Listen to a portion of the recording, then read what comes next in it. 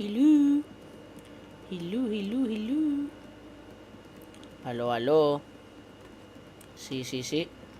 Sí. Ahora se supone que se escucha el juego bajito.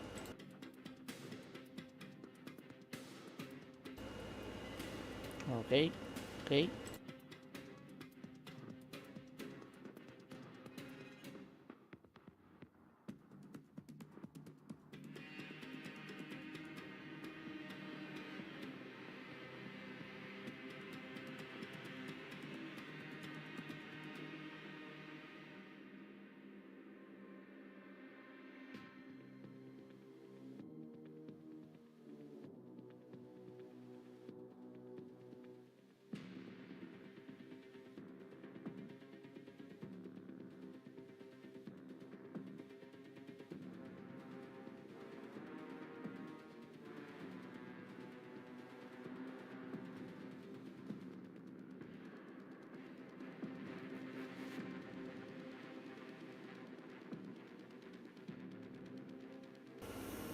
Vamos ya mismo para encima. Tenemos UFC.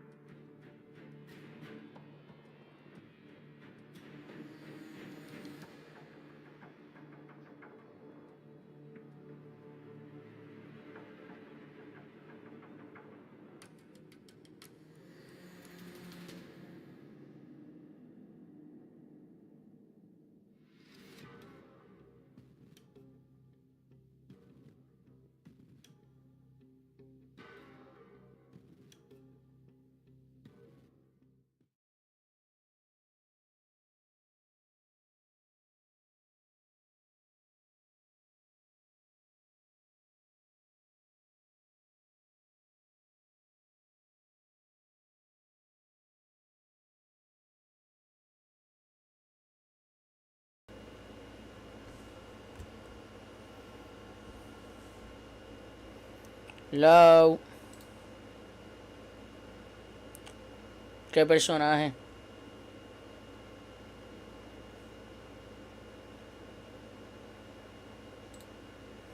Bueno, estoy streameando, así que no, que sepan solamente. Hello.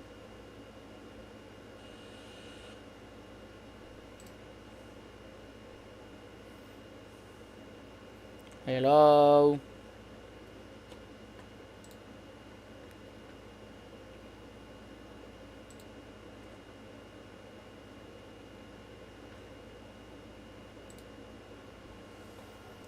Hello.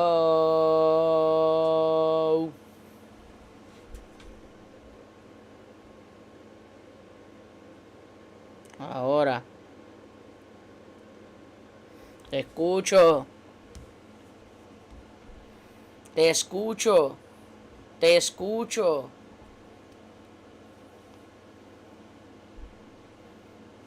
Hello.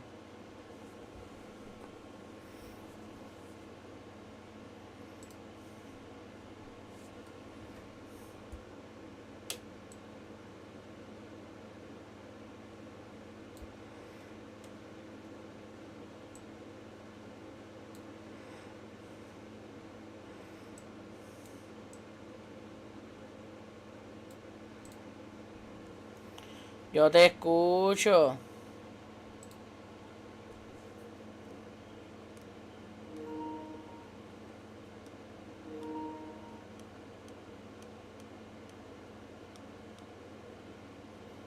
Wilber. Wilber. Ey. Ey.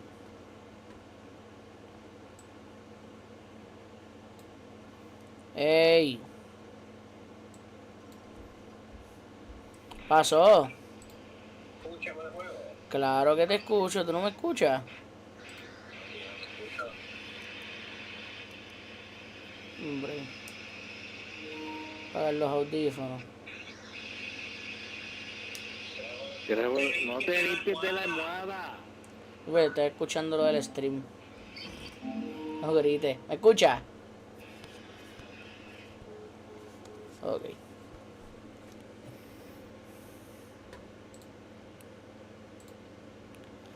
Bueno, vamos. Ándale. Arriba.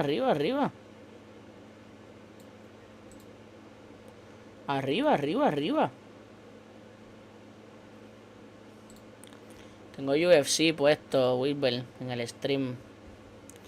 Esta mierda. Te escuchamos alto y claro.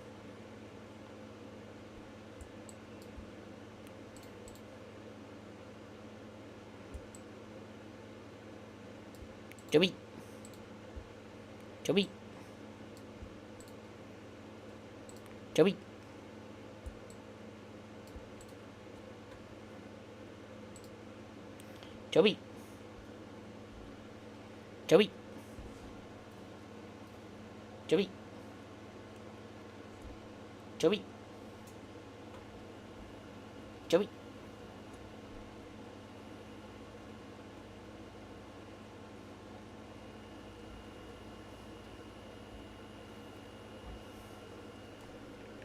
¿Qué?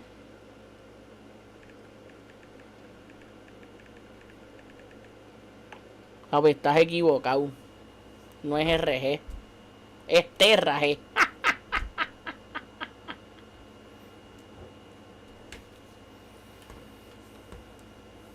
Chobi. Chobi.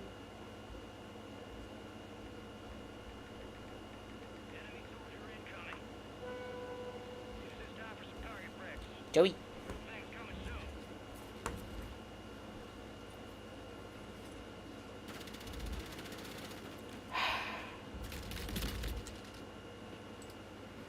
Brutal esto, brutal. ¿Verdad? Vine buscando plata y terminé encontrando oro. Ah, para eso te conecta. Para eso te conecta. Para eso te conecta. Para eso te conecta. Para eso te conecta. Para eso te conecta. Ah, para allá.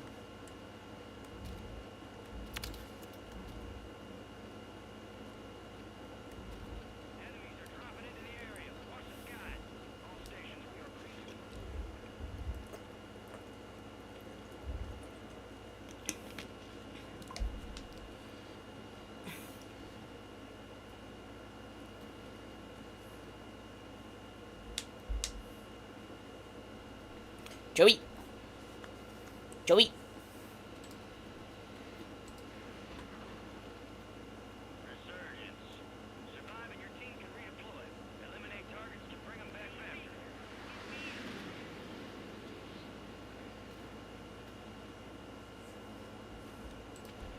Chobi.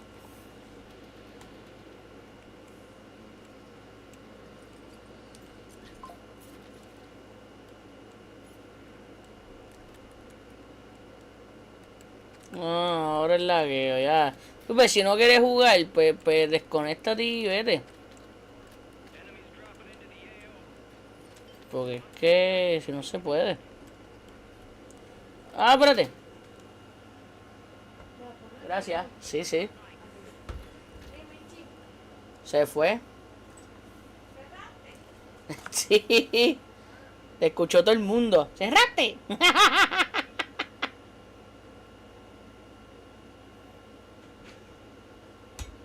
Yo vi.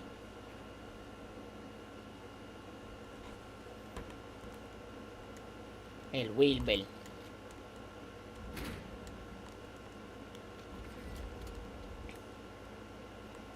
Hello. Yo te escucho.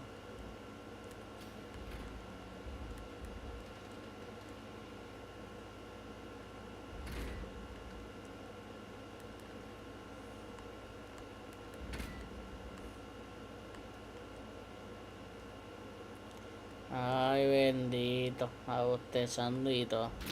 Anda para la puñeta. Al pillí, al pillí, al pillí, al pillí.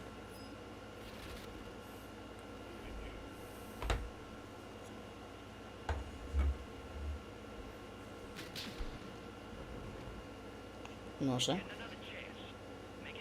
Si tenía el pillí, sí. Pues sí.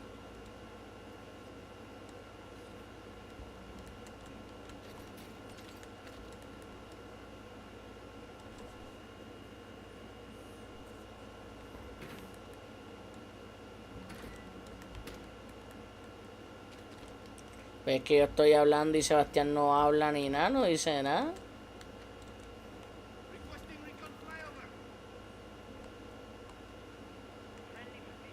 Silencio, cabrón. Take that, you little bitch.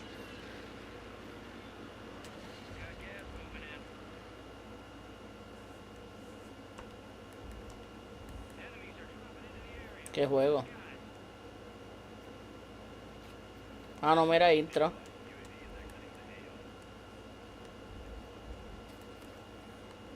Pues vamos a terminarlo. ¿Qué estamos esperando?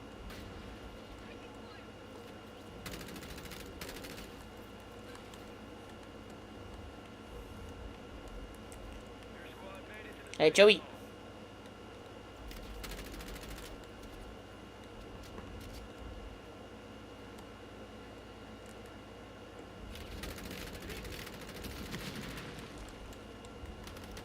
Sí.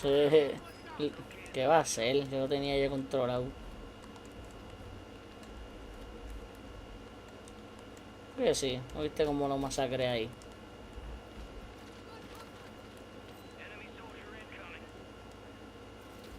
Aquí. Se tiró. Y mira, ahí cayó el otro.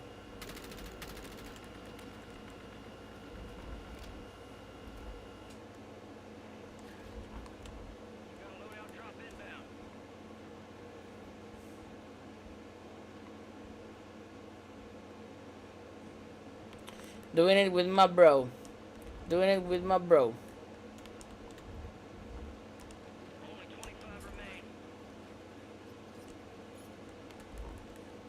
¿Cómo que no tienes amigos?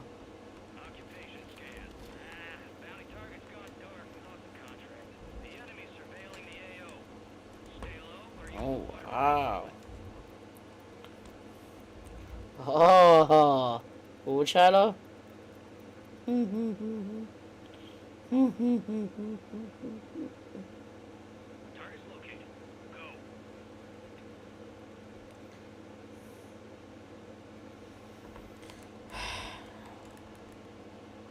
Entonces se fueron por debajo del túnel o por encima.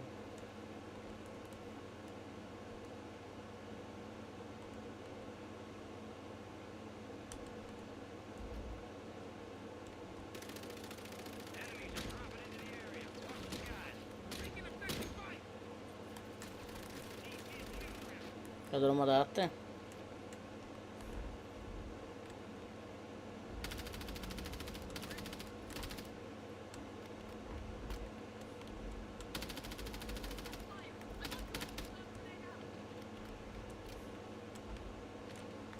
Claro que sí. Cuando subas de rango, pues ya sabes, puñeta.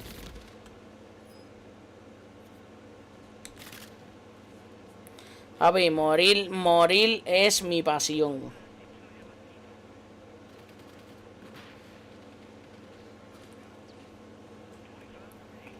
Se acabó. Lo nuestro está muerto. Claro, había que morir rápido para eso.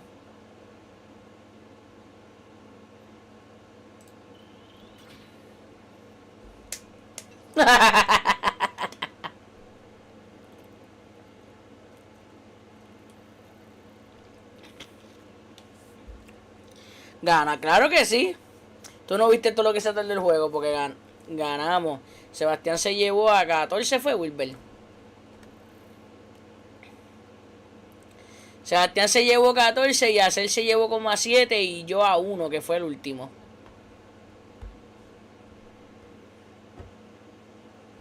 ¿Viste? So, este lo ganamos, así que mira a ver lo que va a hacer.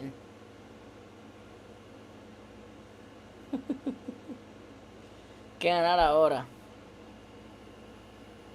Mary, pueden entrar a mi stream para que vean cómo jugamos, lo cabrón que jugamos.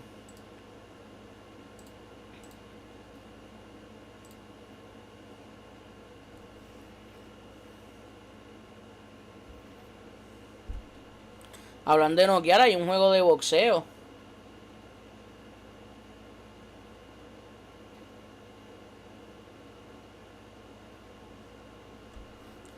Pues creo que salió uno. No sé si tiene crossplay, pero sí.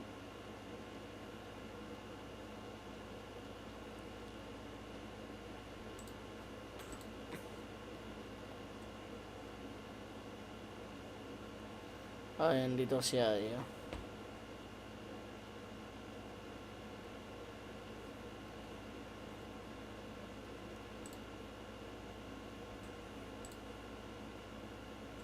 Claro.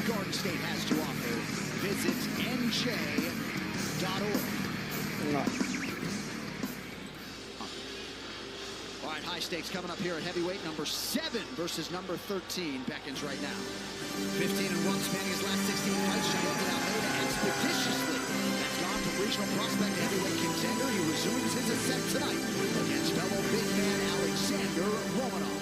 Feared grapplers whose strength and swarming attacks have carried them into the heavyweight rankings. Shahid Almeida and Alexander Romanov are ready to engage tonight in an intriguing clash of styles that is likely to shape the foundations of the octagon. In this fight, I will play and be and 100% dominate, and I am ready to finish him on the standing, on the ground. For me, it doesn't matter. Essa uma nova vai ser um jogo de estratégia entre eu e ele. Somos dois caras do mesmo estilo de luta.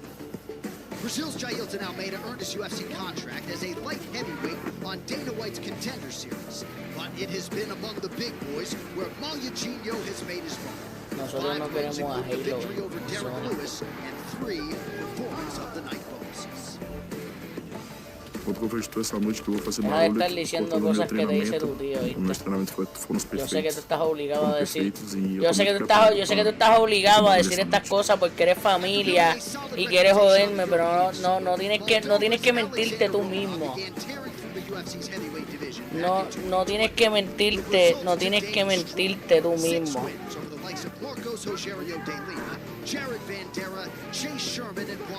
No tienes que mentirte tú mismo, ¿viste? Now I am a top 15 guy, and Sí, no, dices que es Geodiver porque Sebastián dijo que Geodiver es un buen juego. Te estás sintiendo obligado a hacer esas cosas. No tienes que hacerle caso a tu tío, ¿viste?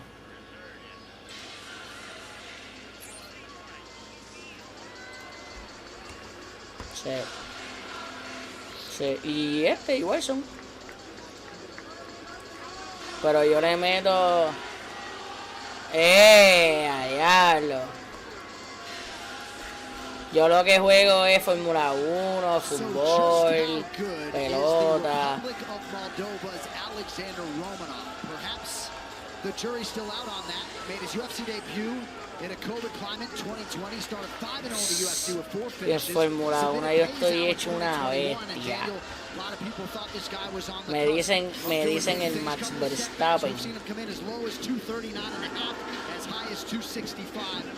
He's adopted the more weight strategy tonight. El Rayo McQueen, exacto, cabrón.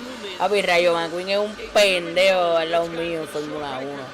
His weight always fluctuates, but when you look at Romanov, he had lost 2 fights in a row, and he got Goyevano, who's really tough for most heavyweights. Ah, sí, Matel. That tells me that he has Ese cabrón, una grúa ahí toxida.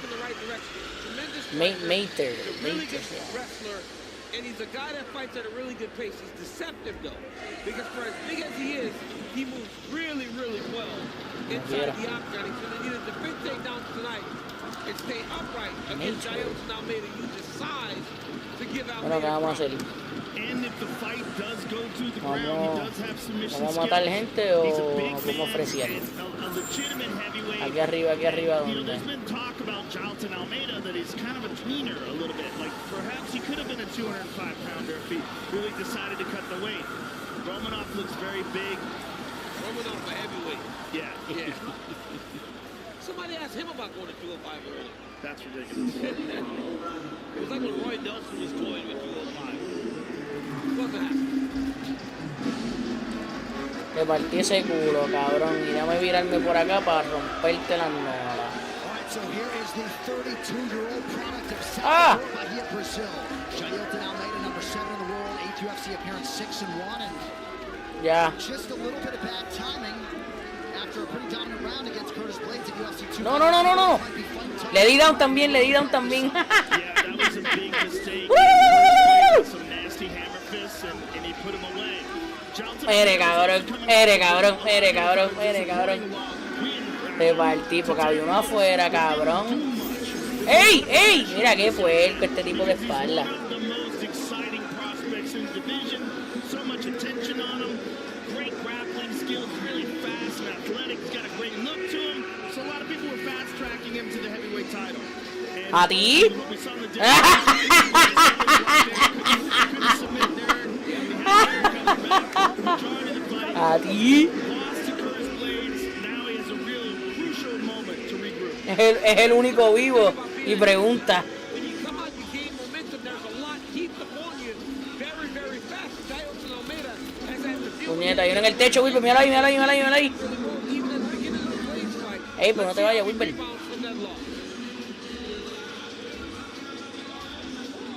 Hay uno aquí. New Jersey, that is Malia Gino Jailton A mí no. Almeida, the number 7 ranked UFC heavyweight contender in the inspection zone, and making a pretty quick turn tonight after a loss to Curtis Blades at UFC 299 on March 9th in Miami. That was the first UFC setback for Almeida, a guy who a lot of Ah. people think can maybe realize titles in 2 different divisions. We did even ask him about a return to 205 pounds at the fighter meeting this week.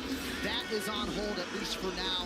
He's realized a lot of heavyweight success thus far and looking to get back in that green column tonight against Alexander Romanov.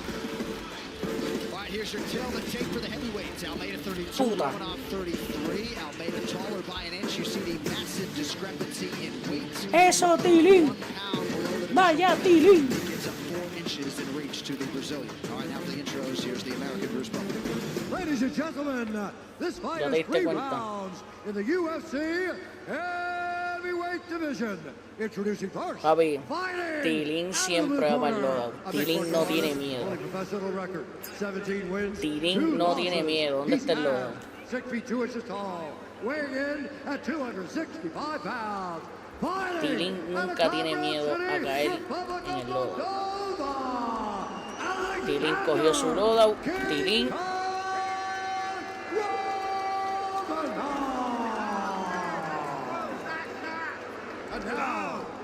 Introducing his opponent, fighting out of the red corner, a mixed martial artist holding professional record. Cabrón, es que solamente a ti se te ocurre irte a pelear con ellos. Yo tiré un smoke y me fui para el carajo. Yo sé, pero era para irnos, era para irnos. Yo tiré un smoke y me fui para el carajo.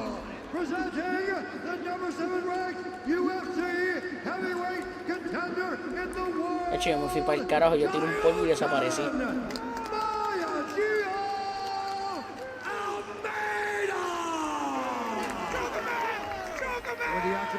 Pero ¿sabes qué? Porque el Uni se está guardando para el último. Cuando el Uni mate al último y ganemos, ese es el que cuenta.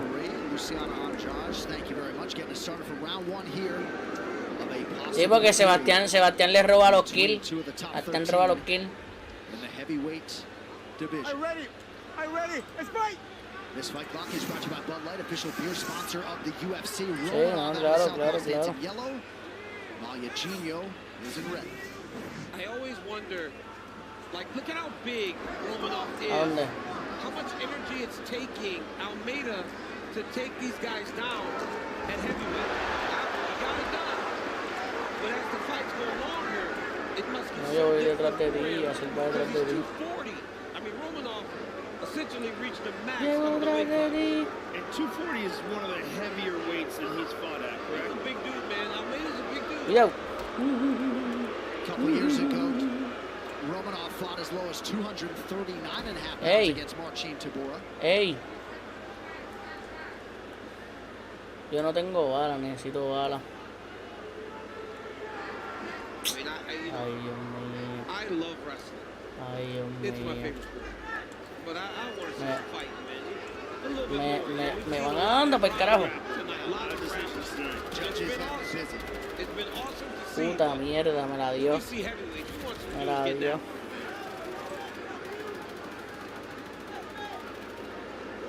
Romanov has the overties, just trying to control the posture of Jailton Almeida. Me la dio el cabrón.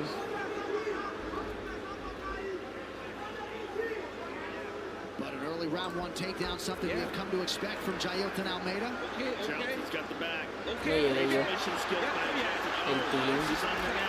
Cago en 10, déjenme salir. Ay, cabrón, me dio un like. Especially this early. Yeah. And why is Romanov not? Romanov doesn't even attack the hands to break the choke. 20th pro fight for Romanov. He's never been submitted. Romanov just wiggled his jaw a little bit. Yeah, his jaw. Yeah, he's getting his jaw crushed.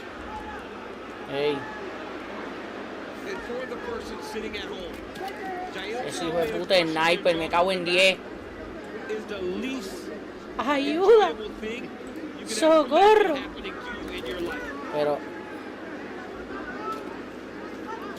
Part of the criticism for Almeida's win over Derek Lewis was that he was unable to find a submission over 25 minutes.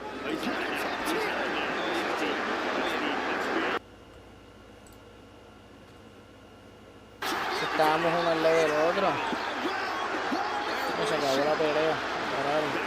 Ganó el negro. To see from Jailton Almeida, that kind of technique, utilizing those finishing skills. So he's listening to the critics. He's not just comfortable staying on top, landing ground and pound, winning a decision. ¿Qué? He shared an elevator with his team today, and one of his coaches said we're taking Romanov's neck back to Brazil. Another win by rear naked choke for the budding heavyweight contender, Magliacino, Jailton Almeida. And he looked so emotional coming off of that loss to Curtis Blades, how important this fight was to him. Let's take a look at it here. He gets a single ¿Dónde? early. Ah, porque papi, el gas te va a joder. El gas te va a joder. Gets on top. He's coming up to us right now. Rear neck choke. He's pointing it out. He's pointing Good job, champ. That was awesome. And then here's the final. I mean, he was under that chin, and it was locked up, and then he switched to the bicep. Rolling up, grabbing the fish and everything. That fish ain't gonna help you at this point. You gotta fight those hands, man. No, yo me compré una en la tienda.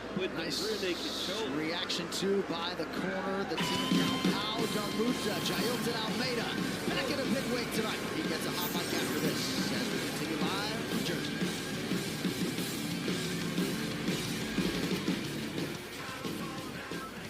Hay un pesca por aquí.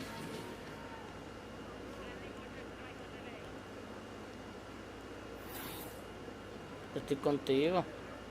Ah, no, mierda, diablo, pero ustedes están por allá. Ah, porque ustedes murieron y cayeron por allá. Sebastián corriendo, huyendo.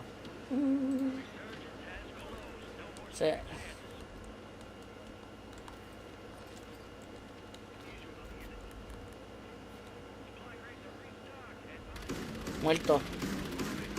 The UFC 302 prelims are presented by Bud Light, who reminds you to drink responsibly. Yo soy un cabrón. Yo soy un cabrón. 2000 and most recently in Yo soy un duro. 2003. All right, to make this one official, back inside the octagon of Bruce Buffer. Ladies and gentlemen, referee Vitor Ribeiro has called a stop to this contest at 2 minutes, 27 seconds of the very first round. Declaring the winner by submission due to a rear naked choke, Jayutan Mayagio Almeida! Aí, ó, Fonte da Vida, todo mundo. Abraço pra Fabinho aí, daquele jeitão, Fabinho. Ô, tamo junto, Fabinho, daquele jeito, é brota, rapaz. Ouça. Congratulations, sir. I'm here with Jayutan Almeida. Congratulations. Welcome back to the win column. You were very emotional after this victory. How much did this victory mean to you coming off your first loss in the octagon? Parabéns pela vitória, você estava extremamente emocionado depois dessa vitória. O que significa estar de volta à coluna das vitórias e vencer de novo? Hello, New York, Nova Whoa, Jersey. whoa, whoa, whoa!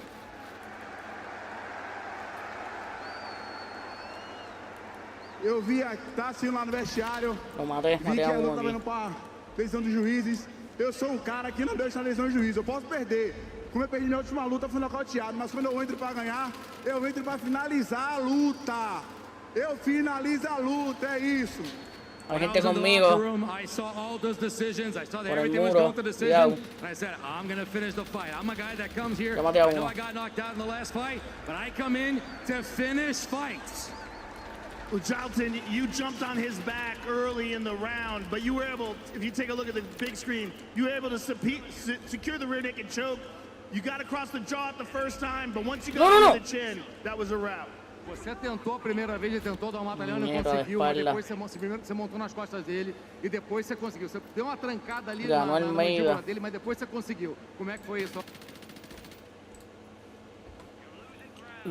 Da greco-romana, eu consegui derrubar o cara da greco-romana. Né? Sou muito excelente em queda, meu treinador Yuri Moura ali, Eric Marinho, os caras que me deixam afiado. Né? E... vou começar pra cá. E dizer que eu fui buscar finalização o tempo todo, eu fui chutar e buscar finalização o tempo todo, e graças a Deus eu consegui finalizar nessa noite. You know, this is a guy from Greco-Roman wrestling. Bueno, si te quedas, si de esto con gasolina así, porque te puedes quedar en el cielo y ellos se matan con el gas. Quedan 7 personas, 2 equipos y tú. Deja que ellos se maten. E outra, tem uma finalização da noite aí que é minha, viu? Finalizei nessa noite, então eu quero meu bônus, papá. Tamo junto. Dana, Mick, listen, I want to get to see Podías France, tirártele never seen encima y lo France, matabas and con las you hélices. know, there's a finish right there. I got a finish. Hey, Dana, think about it. Congratulations, sir. Jayutan Almeida, ladies and gentlemen. Ooh, Cyril gone. September. I mean, I like it, John. Brazilian in France, you just never know. Son ellos 3 contra ti. To Jayutan Almeida. That big boy can dance. Look at that. Yeah. 4. Ali Perez dance. Pues te van a matar, te van a matar. Tírate, tírate, tírate del helicóptero. See what the matchmakers do with the victorious Jayutan Almeida. Era mejor porque ahí no había victoria. Ahí no había victoria, no había manera. Ellos estaban completos y ellos te iban a joder. Mira para allá. Mira ese tipo no estaba fallando los tiros del helicóptero. Te iba a joder.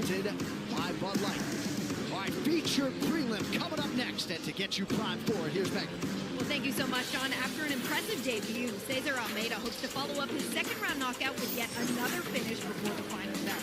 The undefeated Dana White Contender Series vet shared with us his belief that this outing will result in a performance bonus. Now, using that kickboxing pedigree, he believes his score will be just too much for Roman Pontiac to weather. Winner of 4 of his last 5, the Southpaw has won 11 of his 12 career victories by knockout. But training at Universal Fighter in Dagestan, his wrestling is a dangerous weapon. He is ready to utilize when needed. The 33-year-old believes he's knocking on the door of the top 15, and a win here sends him much further up that middleweight mountain. Don't go anywhere. They throw down at 185 after this.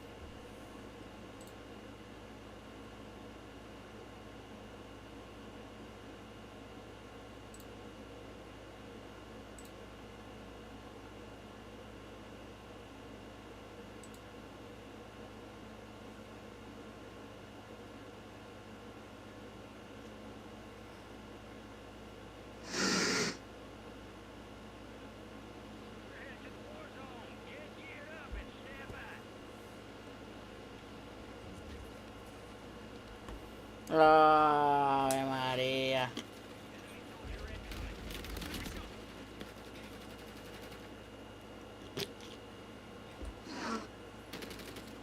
I try to dig into the mental game of Dustin Poirier. Like, why take this fight? He wants things that make him nervous. Benoit Saint-Denis makes him very nervous. Oh, big left hand by Poirier over the top. Stung him with the right hand. Oh, another right hand. Oh, Benoit's good. Nice counter for Poirier.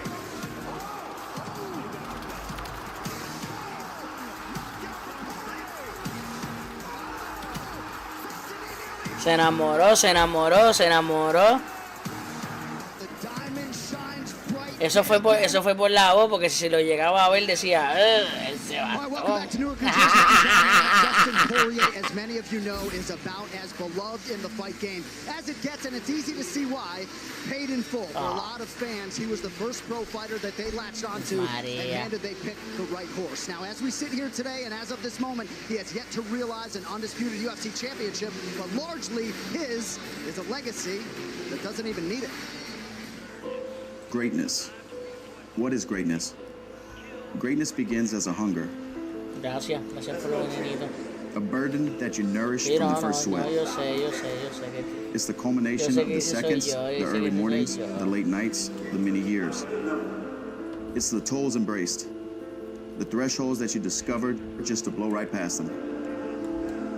Greatness is the courage to walk into the unknown, to find out for yourself what lies on the other side.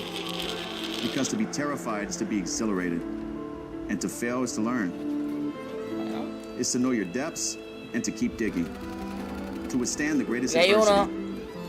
If adversity's taught me anything in the past, it's when times are good, be grateful. And when times like this, be graceful. Greatness drives a hard bargain. It's tough to suffer a million times. To empty yourself time and time again. So that when it's on the line, you can fill up with glory. He has been around for a long time. He's a guy that we have seen inside the octagon. We having fun? Having a blast, yeah. All right. He has overachieved. He's exceeded expectations of who Dustin Poirier could be. Oh, that looks under. There's the tap. Dustin Poirier. It's the battle with the man in the mirror. The constant fight within. The belief that even in loss, losing sucks, but I've lost before. Where I come from, I've already won, man. One can still be victorious. Oh, he stung him. Knockdown for Poirier. He stung him bad. Oh! Saint-Denis nearly out. Dustin Poirier has done it. What a performance for Dustin Poirier. But it's more than that. Greatness is being a father, a husband, an example to the community, and a helping hand for those in need. Showing that even the smallest gesture can make the biggest difference. Such greatness cannot be measured by the strengths of one's success, but through the depths of one's character. The power of their soul. The courage to become who you are, to know what's in you to do, and to do it. Paid in full. ¿Qué carajo pasó ahí? Every ¿Qué dollar, es eso? every drop of sweat, blood, to the decimal. Now that's greatness. Papi, todo YouTube te escuchó, ¿viste? Accolades is a long one for the former UFC interim lightweight champion Dustin Poirier. 22 wins, Ese va a ser el título del próximo TikTok. Ese va a ser el título del próximo TikTok.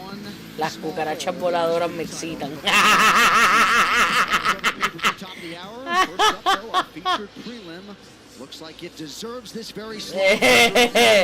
Las cucarachas voladoras me excitan. Ay, coño. Well, the judges may not be needed for this next middleweight matchup as the former kickboxing star Cesar Almeida continues his march through the MMA world against Russian knockout artist Roman Kopylov. The owner of nearly 50 wins as a kickboxer, including one over current light heavyweight king Alex Pereira. Almeida kept his unbeaten record intact as a kickboxer, including one over current light heavyweight king Alex Pereira. Almeida kept his unbeaten record intact with a performance of the night finish back in April, and he is expecting more of the same in this showcase spot here tonight opposite Kopylov.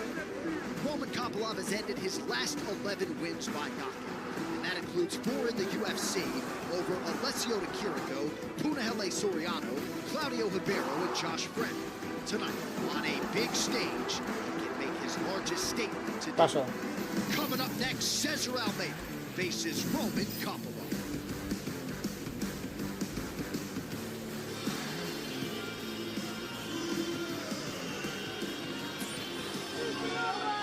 No, yo voy para el lodo. Pero si el tipo se atraviesa, pues se la vaciamos.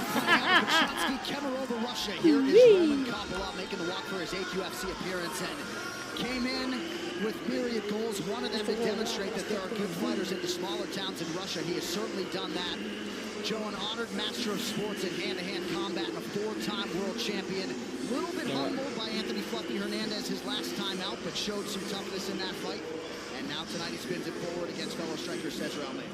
Pues en el Loda, güey, pelea la quieta, tú. Nosotros vinimos al Loda, güey, ella vino ahora, pues, tuvo la mala suerte. Ya lo que te haces por allá abajo.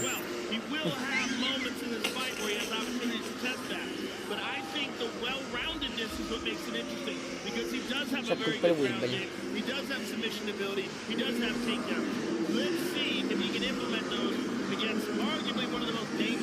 Diga.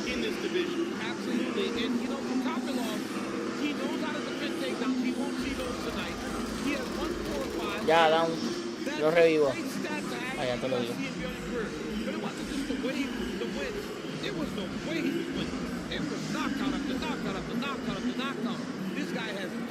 Muy lento. Y ahora yo no lo escucho a él porque se molestó conmigo por decir que las cucarachas lo excitan.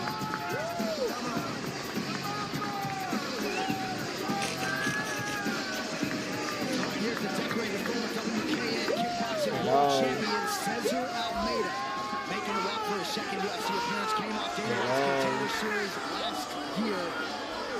Ah, porque son un silencio ahí rotundo.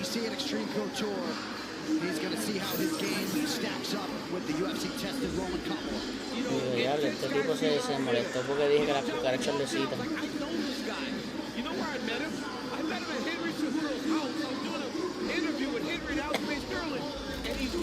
Mira, mira, aquí hay uno ¡snipeando!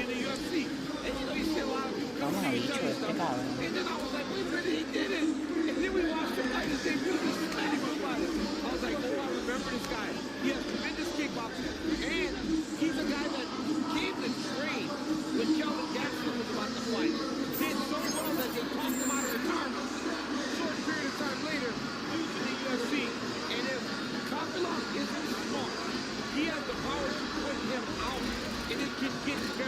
Ah, tú siempre sales solo, entonces cuando uno se va solo, te encojonado en su muro.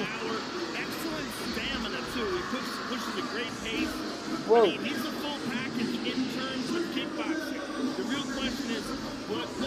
Ahí, porque nadie está conmigo en el techo.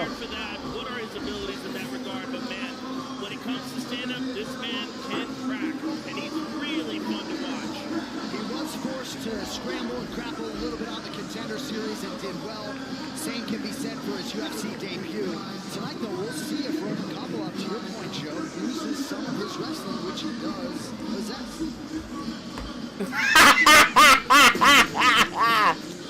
All right, this tail of the tape is brought to you by United States Marine Corps. Cesar Almeida, 5-0, but already 36 years of age after transitioning from kickboxing. Roman Kopylov, 33. 1 inch the gap in height. Reach advantage, shove an inch with Roman Kopylov, the slight under. Mira. Vamos a hablar cuando tú estés al nivel de nosotros en el level 400 y pico. Cuando tú estés en el level 400 y pico, entonces te puede hablar toda la mierda que desee. Ya lo que insulto. Me voy a matar. Pero cuando tú estás el nivel, cuando tú estás a este level, pues entonces habla mierda.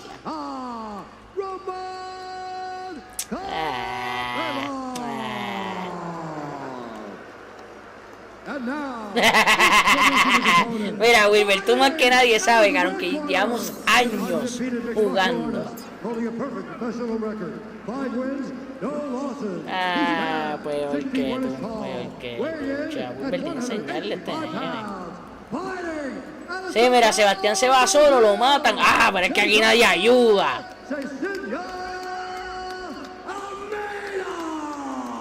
Aquí nadie ayuda.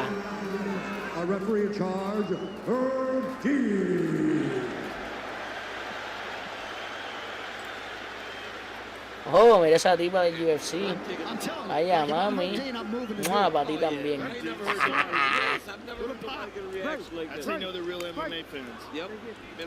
Somos de Carolina y venimos virados. These fans have been unbelievable all week. Well, look at this Hayes just opening up with those kicks right away. Vamos para allá.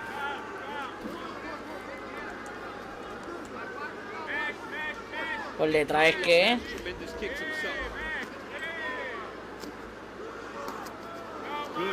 vamos a meter un puño.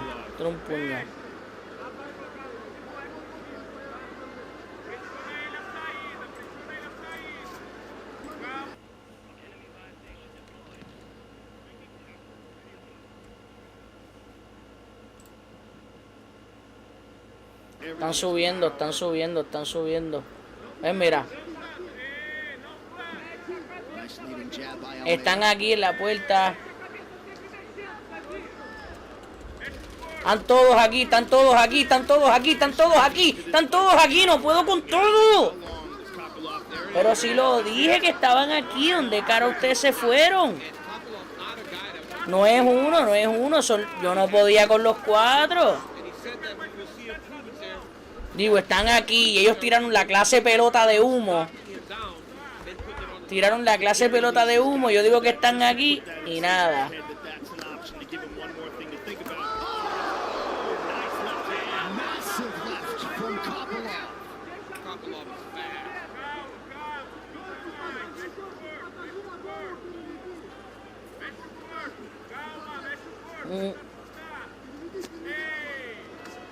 Nice body kick a moment ago by Cezinha.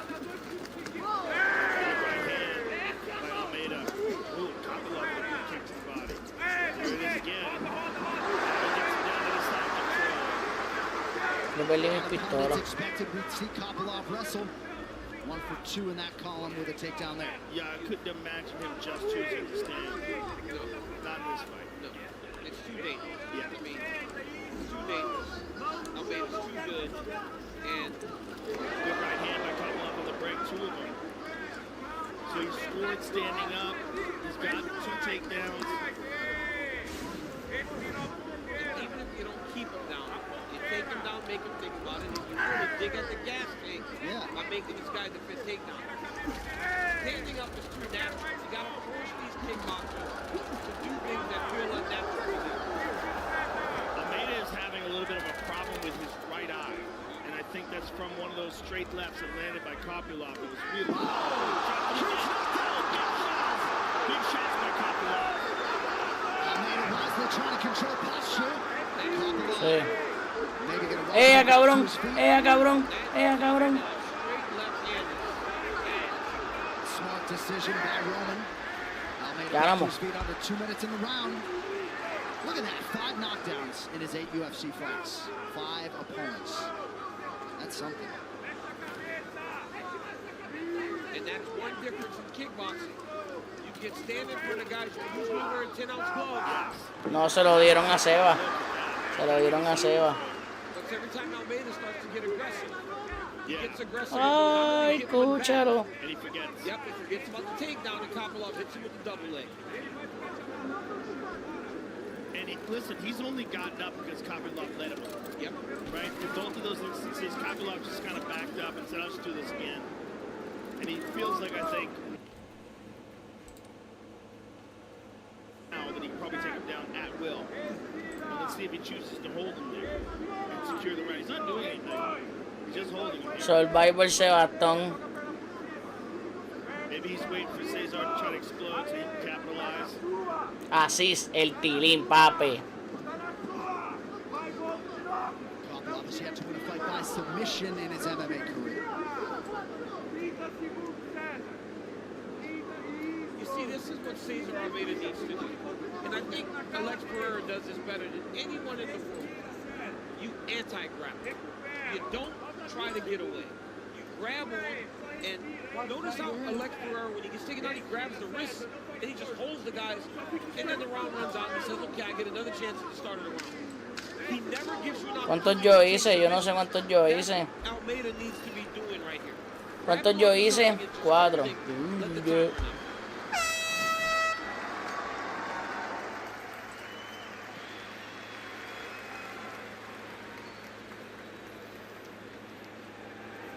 Cesar, respira, ó. Presta atenção. Right now, pay attention, okay? This is the first round. Who's gone? This is now is our time. Você tá deixando golpe só muito pesado. You're just putting one too heavy, one strike. You need to put some volume in there. Listen, you can't go like that. You just can't go eager. Like start faking with your hands a little bit. Start faking your head. Tanto para esto. That's why he got you. Pues tírate otro. Hasta las 10, tírate otro hasta las 10, ahí, dale. Ay, dale. You constantly can take him down. After the low kick, go up.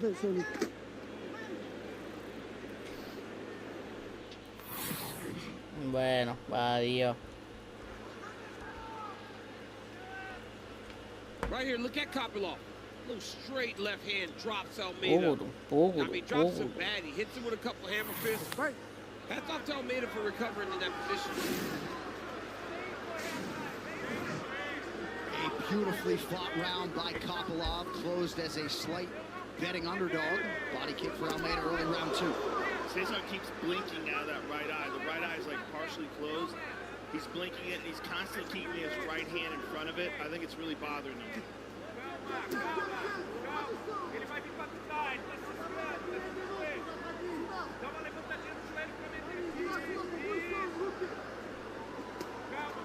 Every single time Almeida decides he's going to take the lead and try to pressure Kopylov, Kopylov just takes him down. Beautiful game plan to this point by Roman Kopylov. Good right hand by Kopylov off of that kick.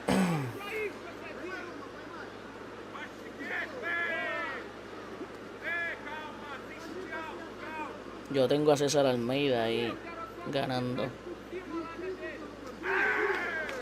Left hand over the top lanes for Almeida. Here comes the level change. Yep. Stop that one. Yeah, he did. Nice left hand to the body.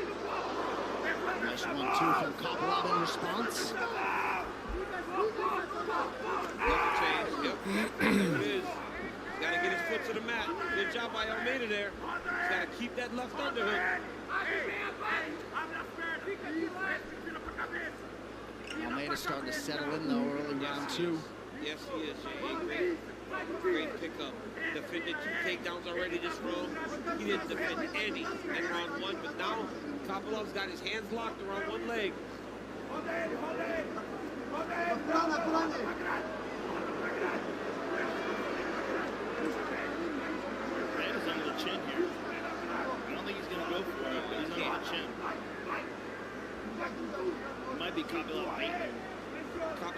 Zumba Almeida. Zumba Almeida. He needs to keep this to just discourage him from level changing.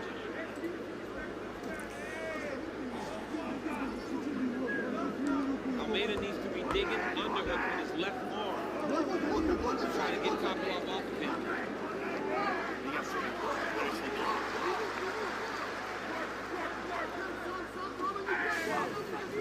Almeida pressing forward. Kopylov cannot slow down.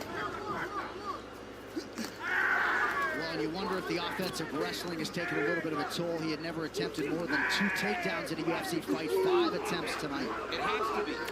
It's not natural. You can work all this in training, but when you're in the octagon, the emotions that come with the fight are so different. You're at such high alert. You aren't breathing as freely. Useful. 3rd on 6 attempts for Kopylov. But if there's going to be a fight where Kopylov is going to become a takedown artist, this is yep, absolutely. He's got to find a way up though because he was winning this round. If he doesn't find his way back to his feet, he'll be in trouble. Kopylov will lay here for the rest of this round. Now let me ask you this question, right? Almeida was winning the round. If Kopylov just lays here for a minute and 30 seconds, does that equate to him winning the round? If he doesn't get any damage? It's a good question because he didn't land anything really big, right? There wasn't one moment where Kopylov got rocked, stunned, the crowd went crazy. There were shots that were landed, but nothing was huge. So it's a good question. I think if Kopylov gets off some ground and pound, yeah, he wins the round. But he's got to do something. It's got to be some damage. Yeah. Because right now he's just hanging on, right? Like there's nothing happening. Tienes que dispararme a mi pendejo. I mean, if Cesar Almeida wants to lock up full guard and control posture, he might get a stand-up here. Yeah, right here. If I was him, I'd be saying, hang on. You might get stood up.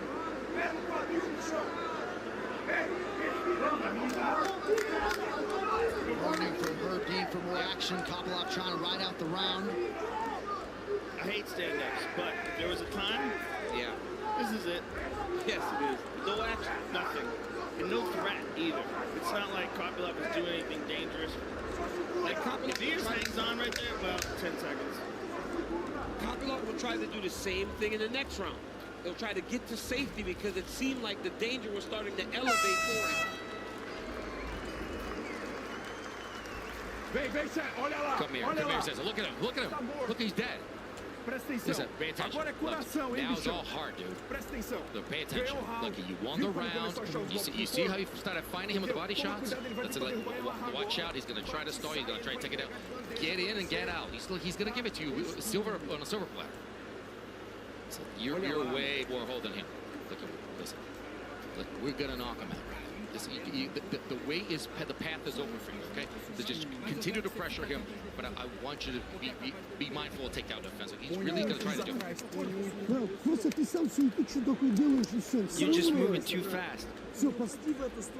Don't go this way. Go the other way. Go in front of his front leg.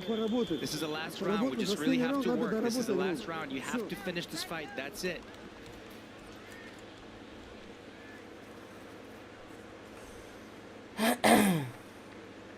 El tercer round ya. UFC's new official fight clubs, 3-8 and 5-8, available from UFC Store or scan the QR code to purchase your pair now. Going to be interesting to talk to these competing athletes about how they felt about the gloves later tonight. Body kick for Almeida early round 3. Kopylov appeared pretty winded there after round 2. His coaches told him he's moving too fast. Almeida's corner feels like they're going to get him this round.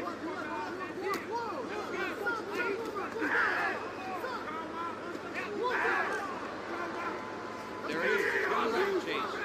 He has to.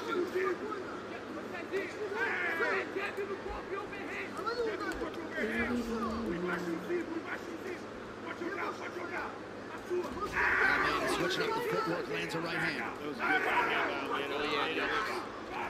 Hell-bent on moving forward and getting the stoppage in this round. Oh. Good shots by Kopylov. Nice timing. He missed it. He was looking for it. I mean, how does he not see that takedown coming? He was looking for it. And now Kopilov's going to try to hold him down. He's going to try to get the safety and hold it. But like you said, Joe, Herb will be much shorter with the leash in regards to how long he lets Kopylov lay here. Yeah, like right so I'm just holding if I'm Almeida. I mean, you got to give the guy at least 25, 30 seconds. You got to take down to get out. But I don't know. Herb's thinking about it. Well, I think this goes back to last round.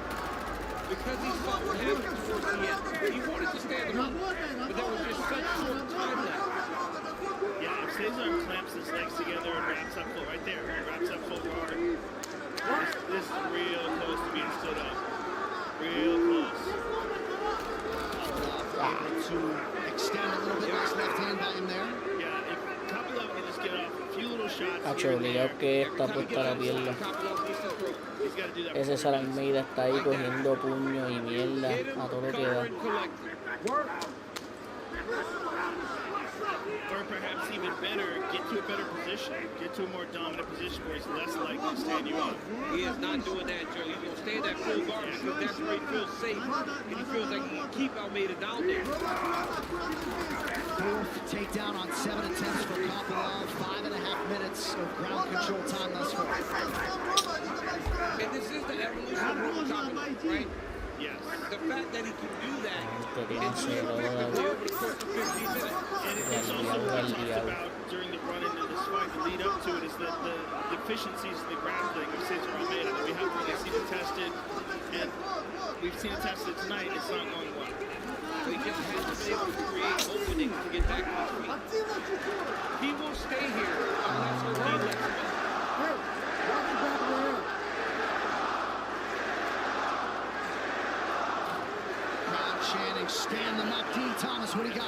Bueno, el blanquito está cansado, pero es que Almeida o sea, el otro está encima de él. Ya con eso tiene el control.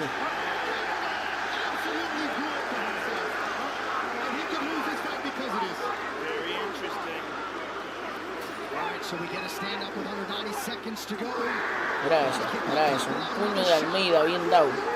Y se cagó. Un puño bien dado. Y vuelve para el piso. Blanquito está jodido. Está buscando irse para el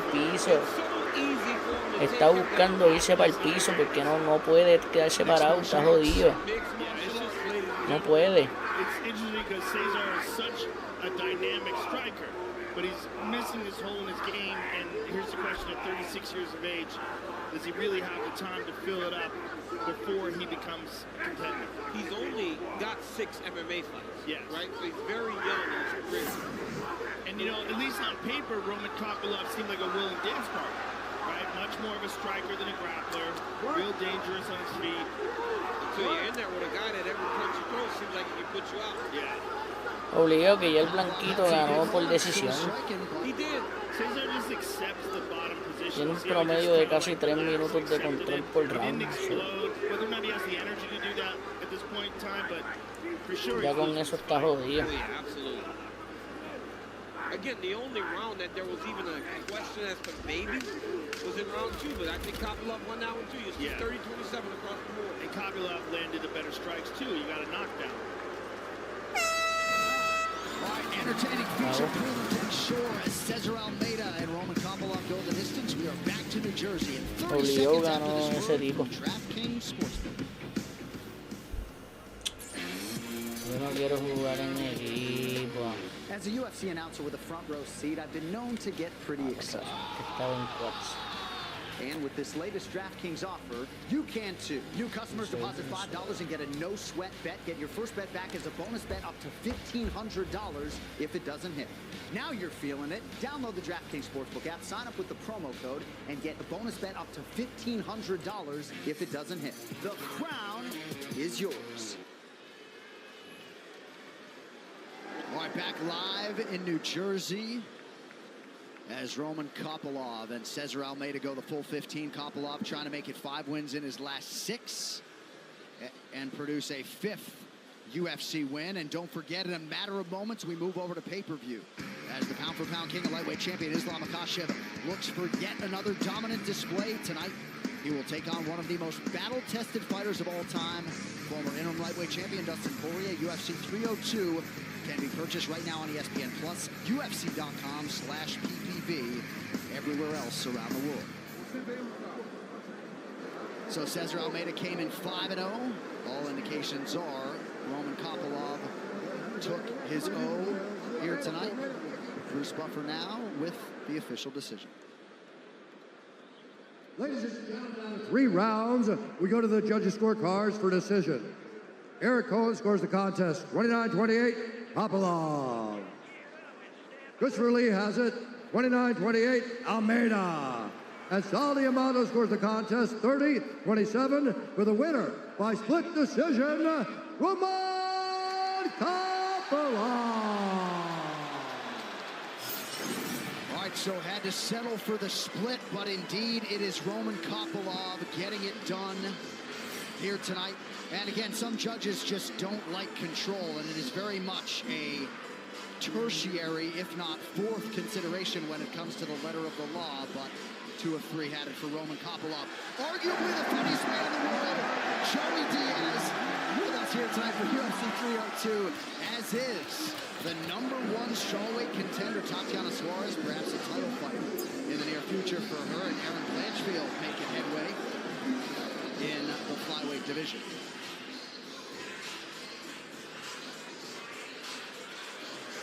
All right, so a big pay-per-view beckons here in a matter of moments. It is UFC 302 lightweight championship will be on the line. Sean Strickland is also in the building to face Paulo Costa, also with us tonight. 45 being ushered in by UFC CEO Dana White. Donald Trump is in the building, and the former president getting a standing ovation from the assembled masses here at UFC 302.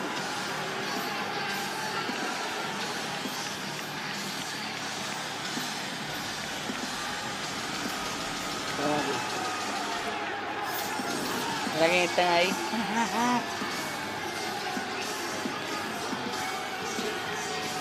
Ahora empieza la cartelera, la principal.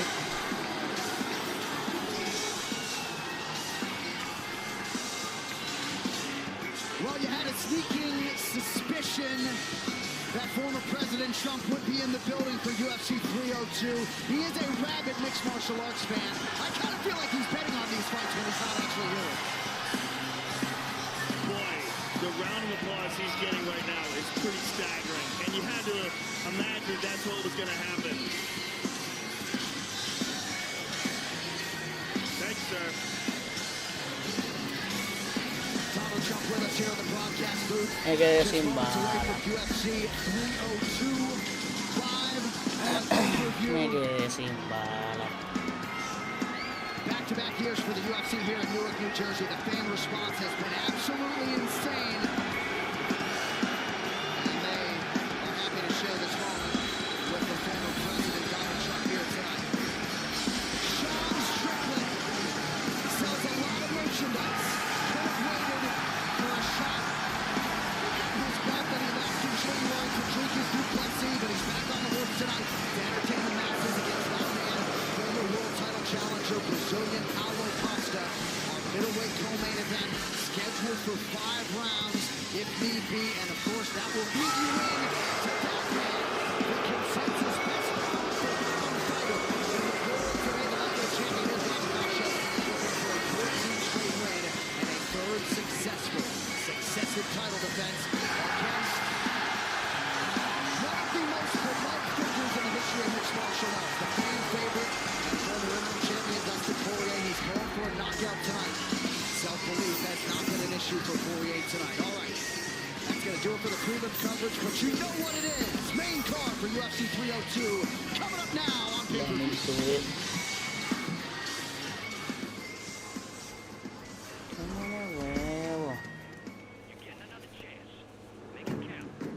Qué mamá.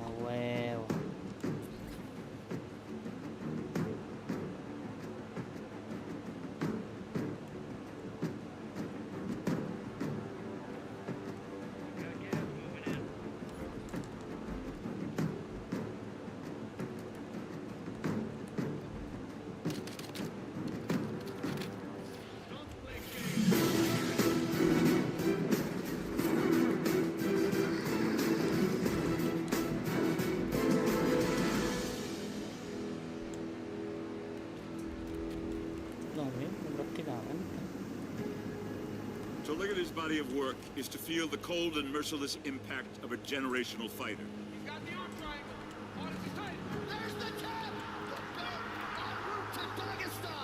A Russian champion regarded as the best pound-for-pound fighter in the world.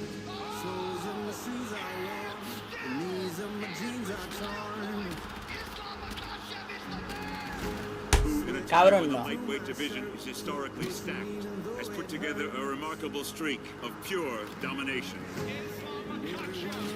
No. Jamás. On a pace to parallel his mentor, the longest active win streak in the UFC at 13 in a row, building a legacy that could have been called the lightweight GOAT. Right now it's my time. I'm best fighter in this game. Tonight, the UFC is back in Brick City, Newark, New Jersey, and it's not merely a Louisianan hero making the call, it's the embodiment of perseverance itself. Es que soy un mamabicho. Soy un mamabicho.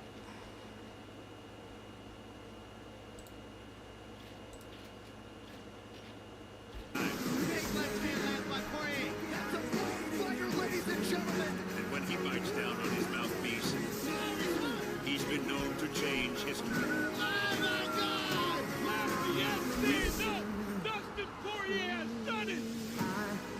This is my last shot at becoming the champion of the world. All the ups and downs of the last 17 years, all the lessons I've learned, I'm gonna knock Islam Makhachev out and become the world champion. First, a middleweight battle for the ages. As a former champion who shocked the world at UFC 293 8 months ago. One of the biggest upsets in UFC championship history. And shot into stardom for a series of electrifying fights, is on the warpath to get the title back. Mentally, as always, I'm ready to die for what I want, and you're gonna see my hand raised. Standing in his way is a Brazilian reckoning. An elite, heavy-handed knockout artist who loves a firefight because it only takes one punch to send another off to the land of lullabies.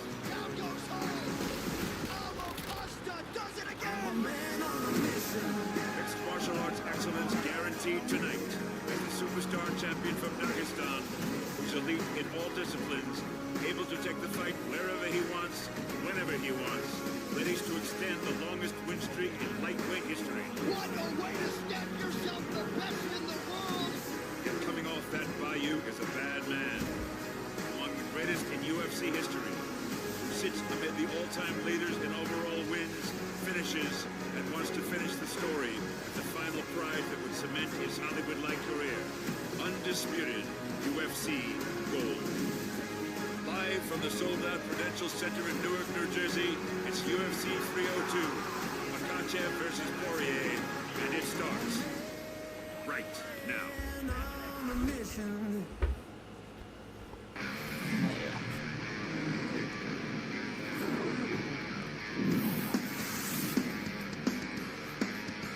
El calentón.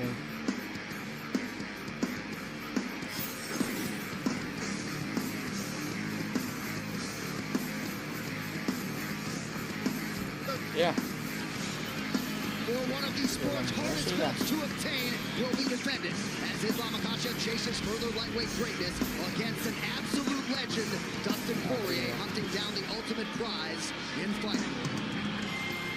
Live from the Prudential Center in Newark, New Jersey, USA, this is UFC 302, Makhachev versus Poirier, presented by Bud Light, the official beer sponsor of UFC.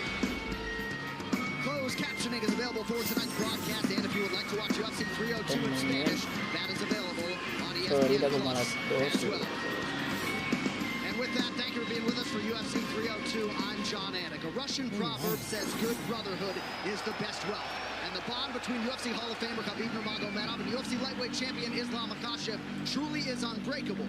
But in MMA circles, Makhachev has effectively distanced himself from any shadow, and now, just 2 defenses into his title reign, Makhachev is already being mentioned with the all-time greats. But that brings us to tonight. As Makhachev goes for a 14th straight win, he does so against Dustin Poirier that will try to add the ultimate capstone to his unbelievable legacy. I'm thrilled to welcome in my broadcast partners, Joe 200 tiros tuve que meterle ese cabrón. Man, these pay-per-view evenings are so special. I can't hear a thing, but we're ready to go. It's so loud in here. It's very difficult to hear your own voice.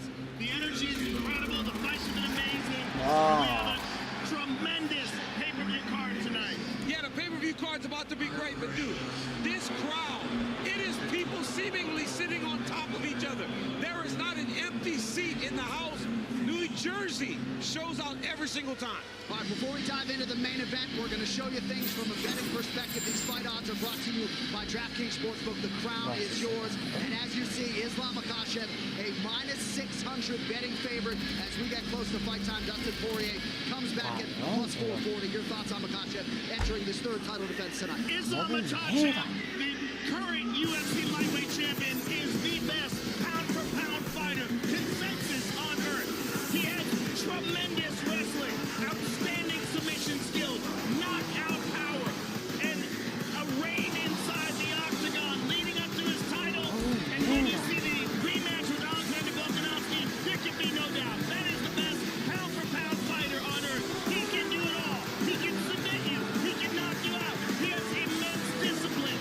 But he has a real challenge in front of him tonight against a real legend in Dustin Poirier. Yeah, Islam Makhachev is as good as they come, and that's why he's the best in the world. But Dustin the Diamond Poirier from Lafayette, Louisiana, is here to finish his story. He has done everything in the UFC. He is littered across the record books. He has performance bonuses, knockouts, submissions, wins, interim championship. But the one thing he does not have is that undisputed gold. One of the best boxers in the UFC.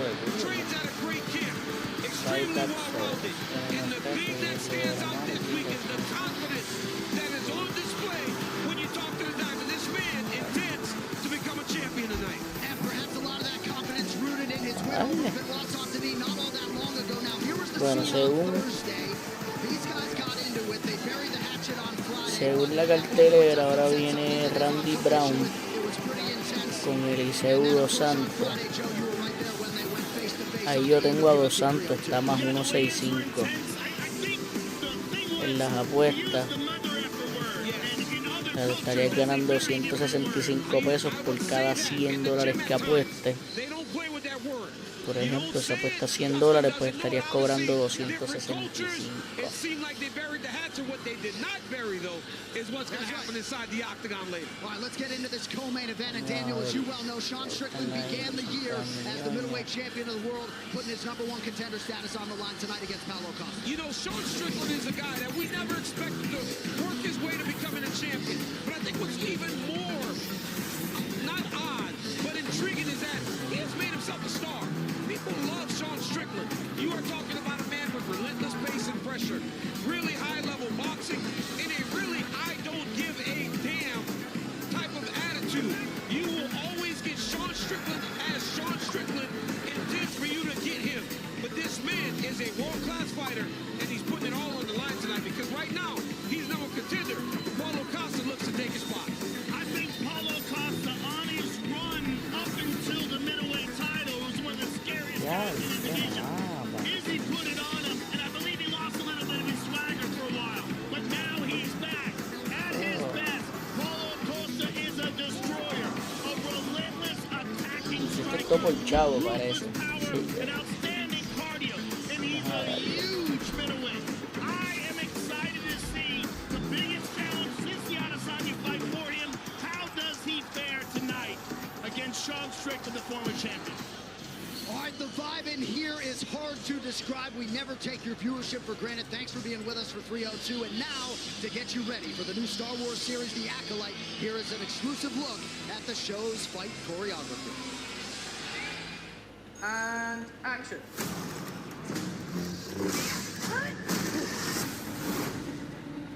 Cut. Nice. When creating The Acolyte, it was very important to me that the show feel visceral and that the fight sequences feel jaw-dropping. There's very high energy, high octane stunt work.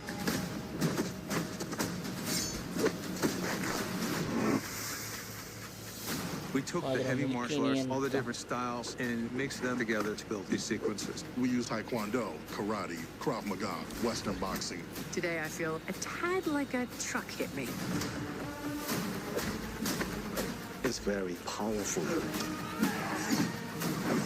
Someone is killing Jedi. It doesn't make sense.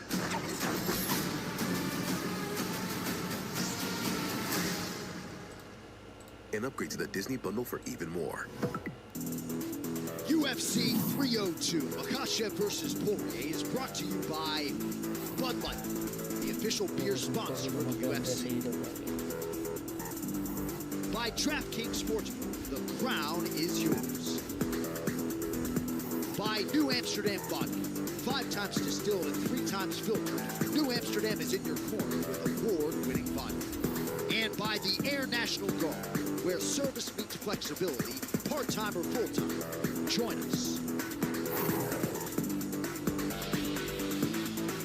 The world-famous Jersey Shore with 127 miles of coastline stretching from north to south includes the counties of Monmouth, Ocean, Atlantic, and Cape May.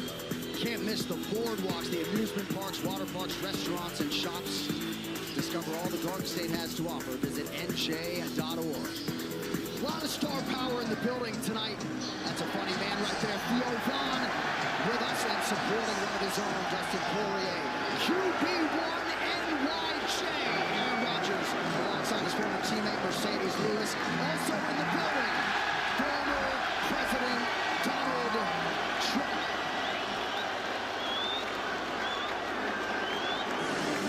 The which the Randy Brown's game has been a sight to behold. Tonight he wants to put on for his fans from Queens in the building to watch him face the proven Eliseo Zaleski dos Santos. Hoping tonight's performance will be his conduit to the all-important welterweight top 15.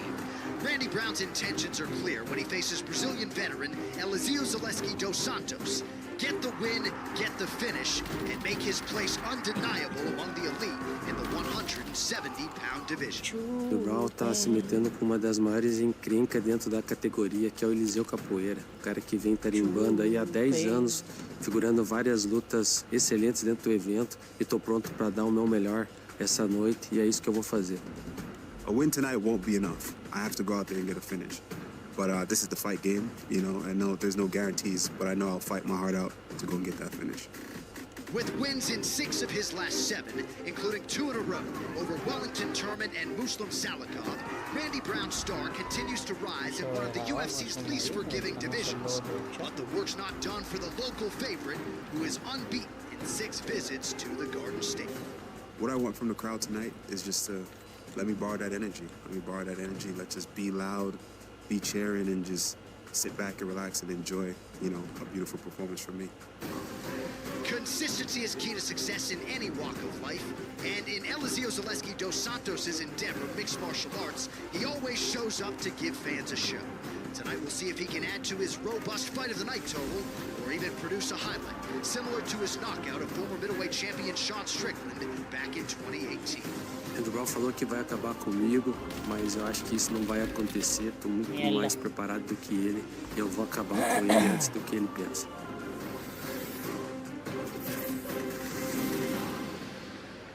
Born and raised in Brazil, Eliseo Zaleski dos Santos took up the martial art capoeira when he was just 9 years old. For many years, that's where all of his time and energy was devoted.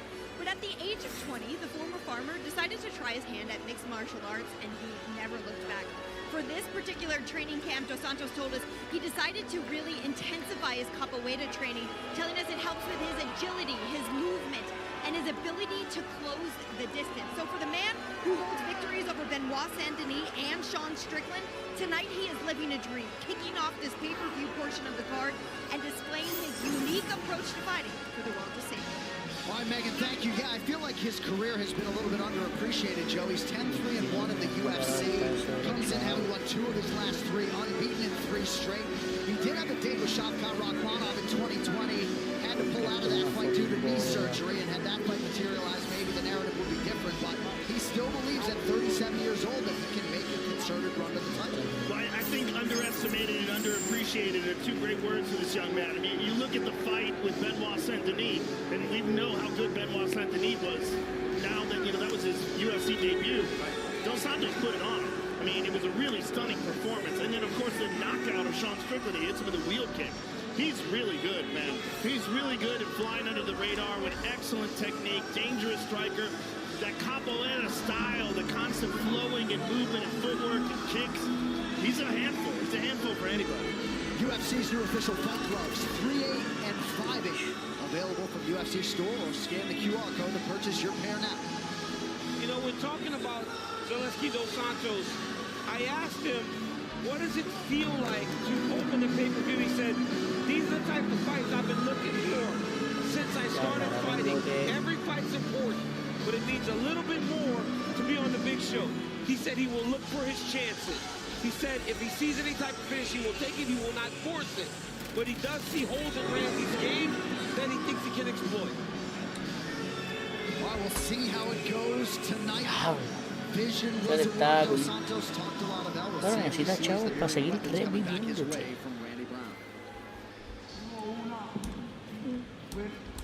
Está con la mierda esta.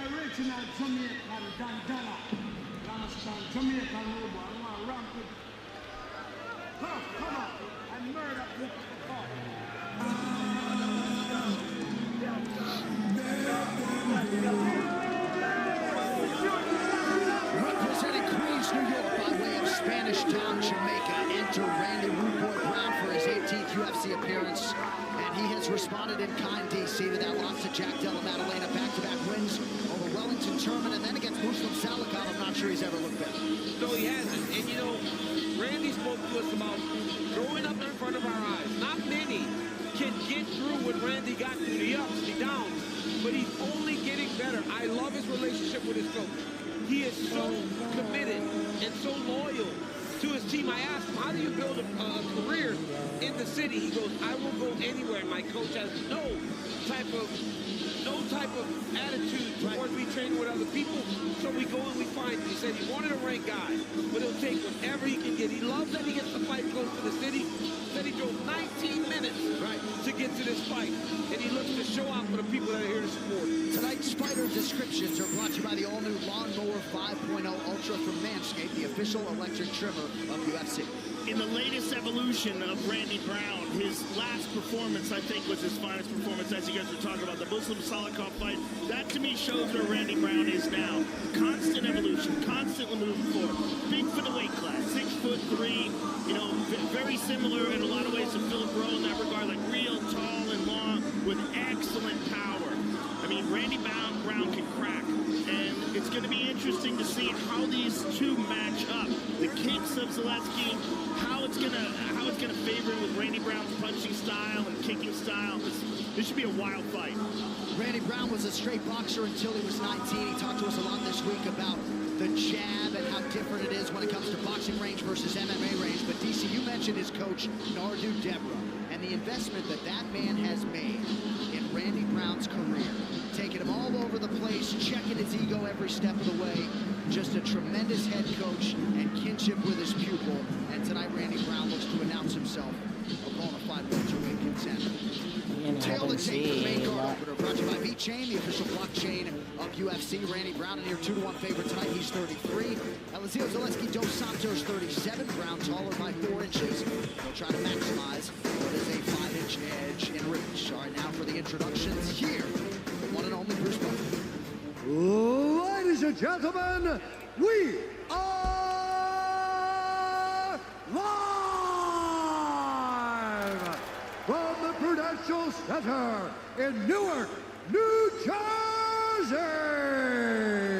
for UFC 302, Mahashan versus Poirier, presented by Bud Light, the official beer sponsor of the UFC. And now, this fight is 3 rounds in the UFC welterweight division. Introducing first, fighting out of the blue corner, a mixed martial artist holding a professional record. 24 wins, 7 losses, 1 draw. He stands 5 feet 11 inches tall, weighing in at 170 pounds. Fighting out of Francisco Beltrán, Verona, Brazil, Eliezer Copiera Zaleski dos Santos. And now, introducing his opponent, fighting out of the red corner, a mixed martial artist holding professional record, 18 wins, 5 losses. He stands 6 feet 3 inches tall, weighing in at 170 pounds. Randy Brown está de favorito menos 1.80 y tiene un récord de 8-2 cuando es favorito.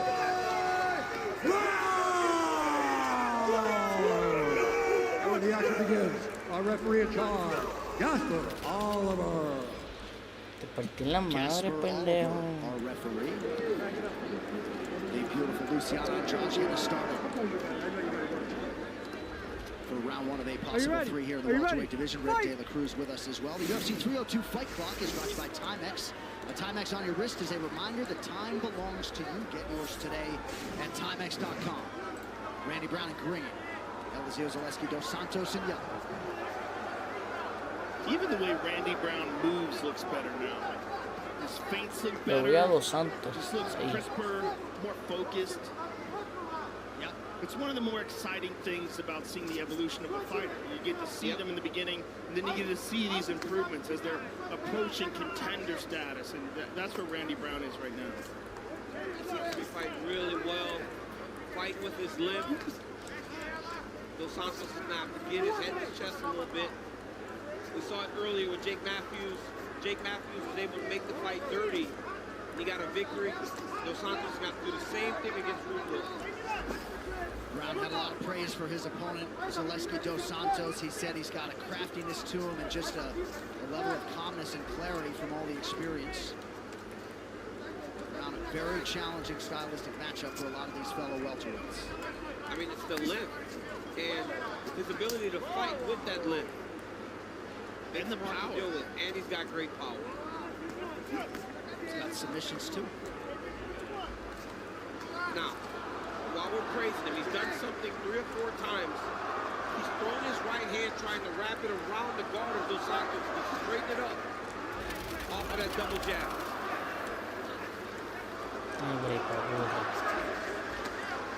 No tienes ni un fucking break. Dos Santos training under Cristiano Marcelo.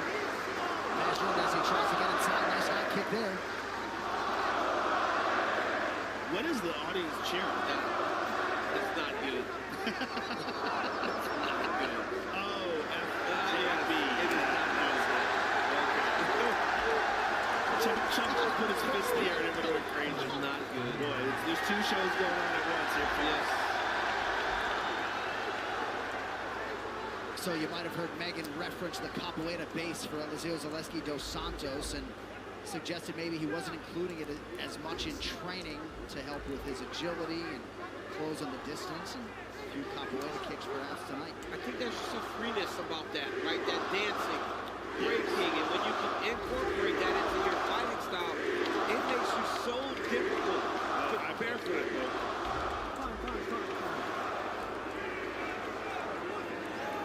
Right there. All right, come on. You know, Santos, come on. Ready? Whoa, Fight. whoa. No. What happened? Whoa. What Ready? happened there? Fight. Gasper Oliver did not give Eliezer Zaleski dos Santos any time to recover from what seemed to be a pretty significant eye poke. Yeah, I don't understand that at It's all. not his choice as to them starting if he called time. He's got to ask the athletes if he's ready. We're going to isolate this eye poke for you. And he's the same guy that had the headbutt. My goodness, though, this, like... Yeah, that's a big mistake. That's 2 times. Well, The referee This is insane. saying to fight. If your guy gets eye poked, you're supposed to stop the fight. and then allow him the time to recover.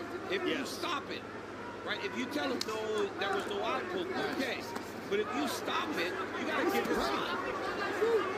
Yeah, I don't understand what he's doing. It's almost like he doesn't know. Boy, Randy Brown's tuning him up now, though. Dos Santos gets the takedown. Don't drop the cage.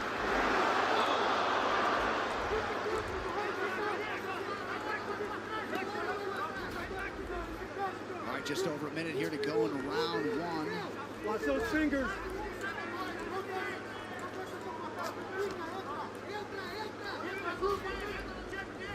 Dos Santos keeping that guard high. Ground touching the inside of his leg. Nice jab there by Randy. Our partners at Crypto.com have a special offer for UFC 302 for a limited time. Apply for a Crypto.com Visa card and get a free iPhone. Download the Crypto.com app today.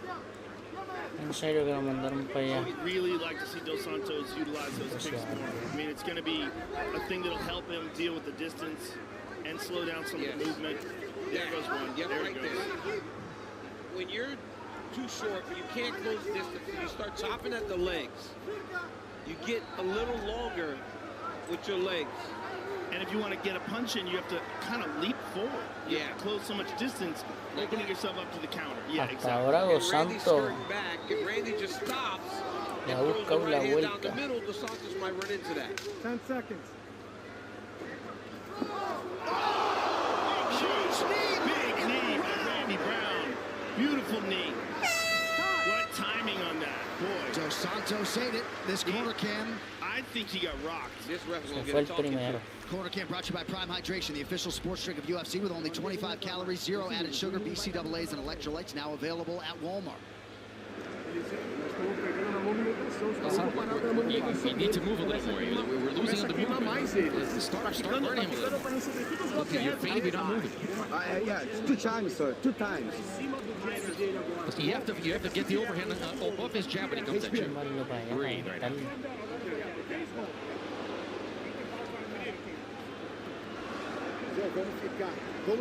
Listen, let's try to get close to him and treat you a little close fighting. Okay? Don't walk back. Look, and you have to get him against the cage as well. That's what needs to close the distance.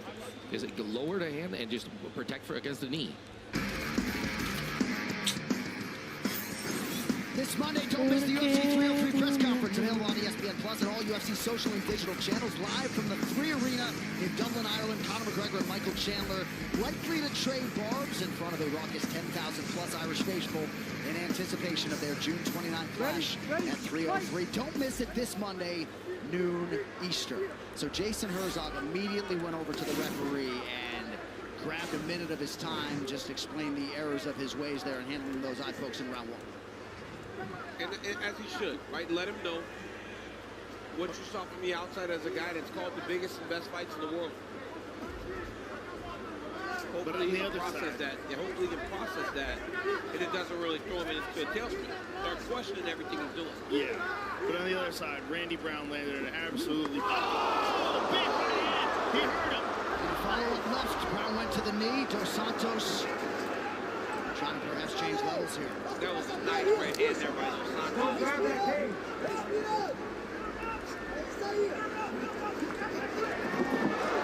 Drag him to the ground. Nicely done, but he's a little high. He's high, yeah. Randy needs a tripod here. He's adjusted. He's in a much better place now, but he doesn't have the neck. He's trying to let him get a hook in now. But Dos Santos is having a forced position, and now Randy's going to wind up on bottom. Dale, Blanquito, dale, Blanquito, dale, Blanquito. Such a good job of fighting the hands and keeping everything tight that it's making Dos Santos rush to positions. And because of that, Randy's finding his ways out. Zaleski Dos Santos drags him down here. 3.5 to go, round 2. Second takedown. Necesito chavos. Porque si me va. Bad Boys Ride or Die, starring Will Smith and Martin Lawrence, exclusively in movie theaters June 7th. Randy Brown, his right arm being under is a real key thing here. He can start to turn back toward, there it is. He turned back towards Dos Santos. Start trying to lift an underhook. Can't let Dos Santos get behind his arm. He's got his back again. Only one hook in, but it's across the body now. And that is his signature choke. Not a man you want on your back. Switch to the triangle. So he's got the body locked on the back. Now he's really secure on Randy Brown's back. Terrible place for Randy to be in. With an arm under the chin. Randy's in real trouble. He's in real trouble.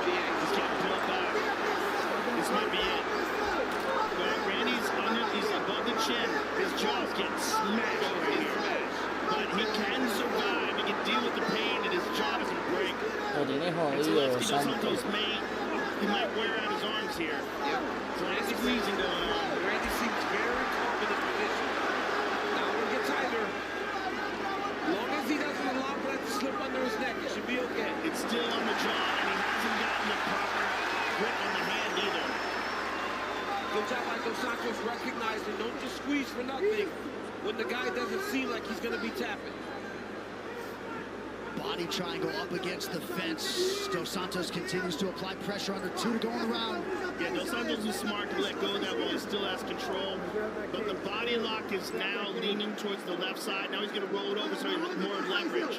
As long as Randy Brown leans towards the side where the body lock is locked up, it puts pressure on the ankle of Dos Santos and it alleviates some of the pressure on the stomach of Randy Brown. But this is really hard to breathe when a guy has that body lock on you.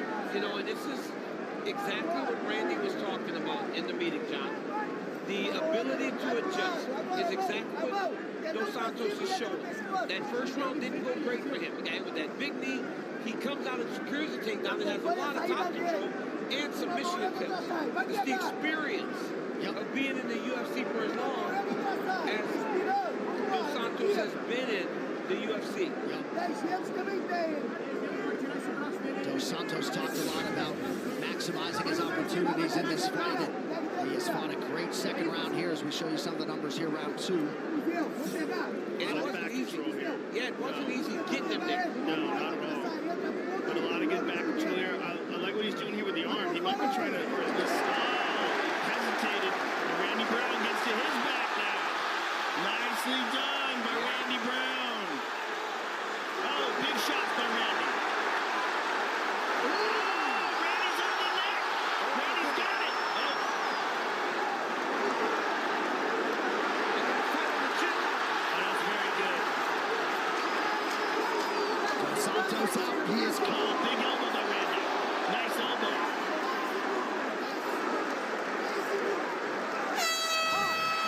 Conclusion to round 2.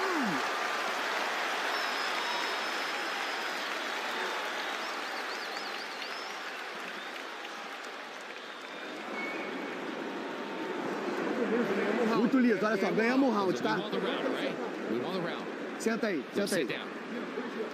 Água, água, Let's água. get some water. Gelo na nuca. Let's Olha só, get some foi ice there. perfeito. Okay, it Vamos was ter que perfect, voltar okay? mais agressivo We esse need round, to be tá? more aggressive this round. We need to come back more aggressive.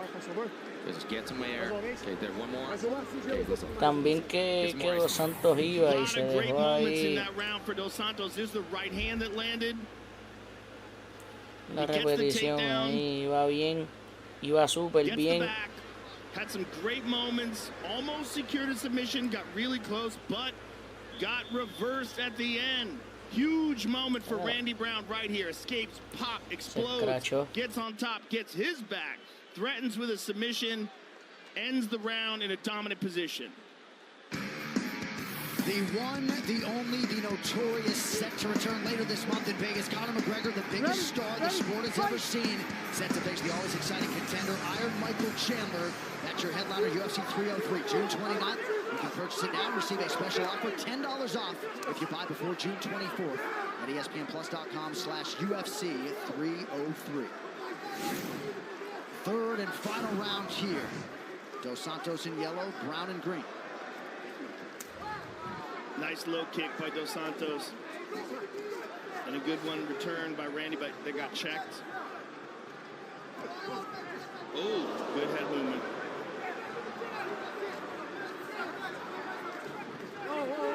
Time. Oh, my Time. goodness. Stop. Back it up. I didn't poke him. Over here. Dos Santos. Yeah, it looked like maybe that one hit the nose, but Dos Santos has his count at 3. Now, though, Gasper Oliver. Well, we'll take a look at it here. Come on, watch. Oh, he poked him. You ready? Not really. Kind of. It's hard to tell. He definitely touched his face with the fingertips. Hard to tell from that angle. One might have poked the eye. But what Randy Brown's doing, you're not supposed to do. No. Can't extend the fingers. And we were hoping that these new gloves fix some of those problems, but it doesn't seem to be the issue. Good jab by Brown, a minute into round 3. And that's what Brown needs to do. He needs to get back to fight like he did in round 1. At all costs, he's got to avoid getting taken down. And for Zaleski Dos Santos, he's got to crash into him, throw those big looping overhands because Randy's taller, and then level change. Get popped with Kudo protein popcorn, available in 3 delicious flavors, including white cheddar. Tonight only use code UFC at kudosnacks.com. El tipo es malo con la escopeta. Dos Santos tried that wheel kick again. That's what he knocked out Sean Strickland with. That capoeira base, he's so good at spinning.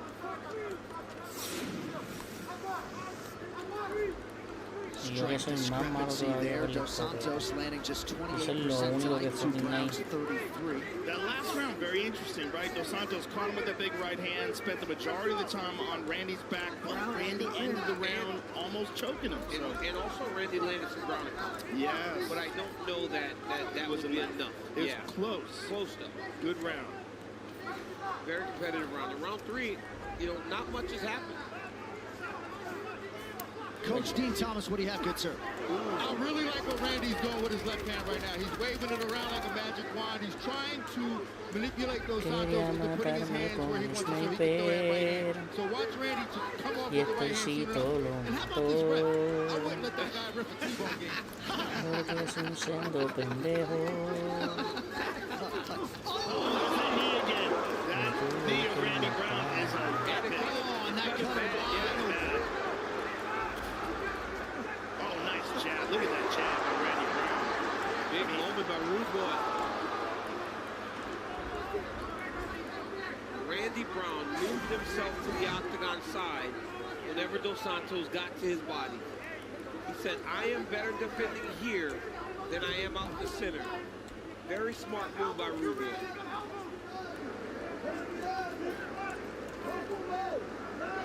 See if Dos Santos can pry his opponent off the fence here.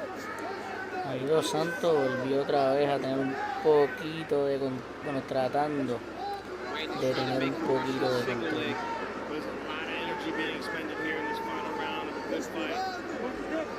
Pero en realidad la cosa se ve difícil.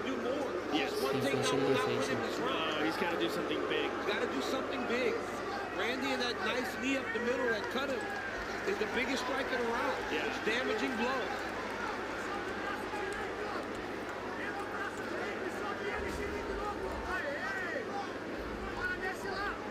Again, Dos Santos staying committed.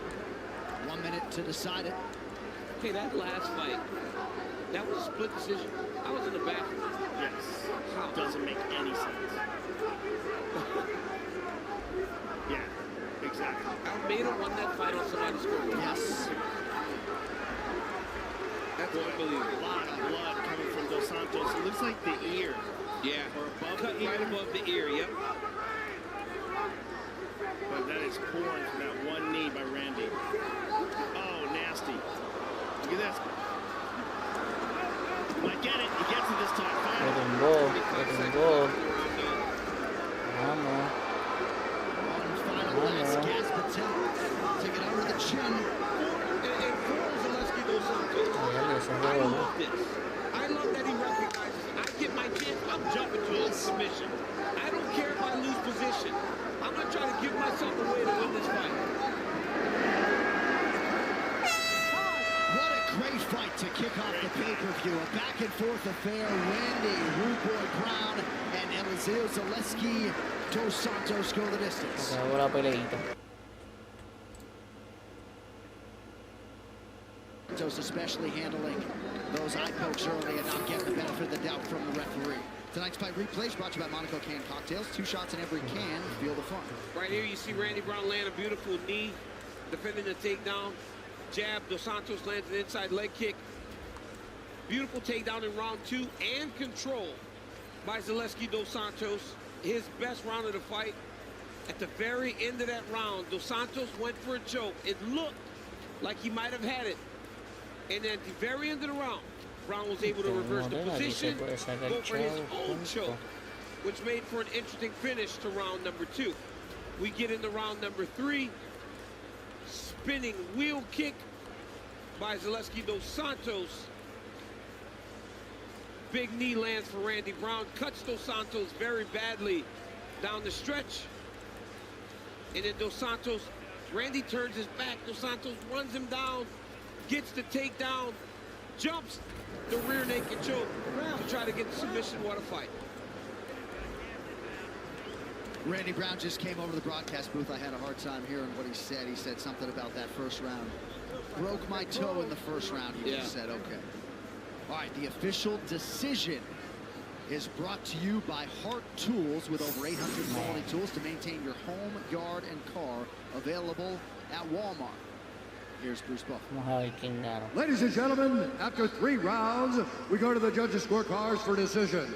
All 3 judges score this contest 29-28 for the winner by unanimous decision, Randy Brown. Congratulations, sir. I'm here with the winner, Randy Brown. Randy, we have watched the evolution of your game throughout your entire career, and it was on point tonight. You look smooth on the feet, beautiful strikes landed, one absolutely devastating knee, and another one in the final round. How happy are you with the performance? Still not happy. We got work to do.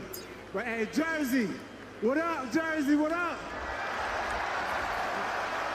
Well, Dos Santos was a very tough veteran, a very difficult opponent, but you really utilized your reach advantage, your skills, your movement. Everything was on point tonight. Yo, real quick, I did.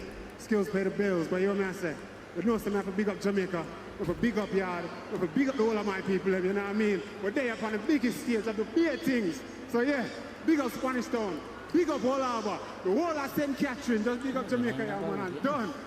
Dead them dead, you hear that? Anyway, I'm giving away these gloves, man. Go to my Instagram, follow the instructions on the last post, and win these gloves. Randy, after a victory like this, what kind of opponent, do you have any names in mind that you'd like to face next? Come on, Jeff Neal. It's my time. I didn't get to finish tonight, but I got to get to the top 15. I'm on a mission right now. It's my fucking time. I'll do whatever it takes. Jeff Neal, you are that guy right now, and I need you. Come on, let's do this. You got to fight, or you don't have a fight, so let's do it, man. Me and you, what's up? That'll be a fantastic fight. Congratulations to you, sir. Randy Brown, ladies and gentlemen. Pretty good call out there by Rude Boy. Tonight's social media poster brought to you by Bad Boys Ride or Die, starring Will Smith and Martin Lawrence, exclusively in movie theaters June 7th. What a moment for Randy Brown, 13th UFC win, and perhaps ranked opposition is in his immediate future after a big win tonight in Newark, New Jersey. Chaz Palminteri has been here from the second prelim of the night at UFC 302. Also with us, the situation, Mike and Vinny from the Jersey Shore with us here in Newark, and also in the building, former interim UFC lightweight champion, the great Justin Gaethje. The Bud Light Genie's in the building, and he has a pair of gloves signed by Dustin Poirier that you can win. To enter, direct message Bud Light on Facebook or Instagram with code word DIAMOND.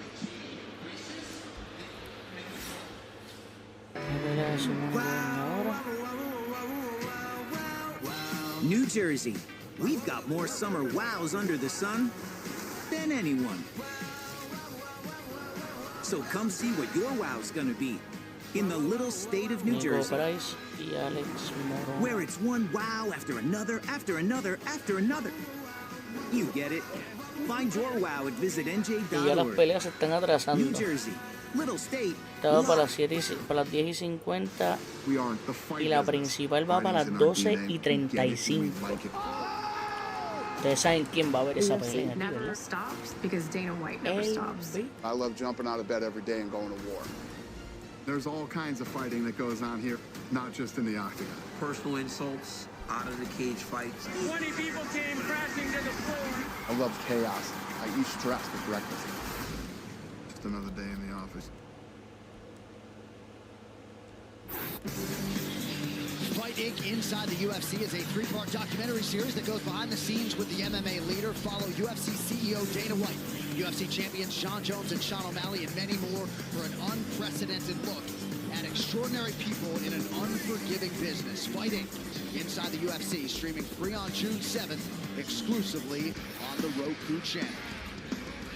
UFC 302, Makhachev versus Poirier, is presented by Bud Light, the official beer sponsor of UFC.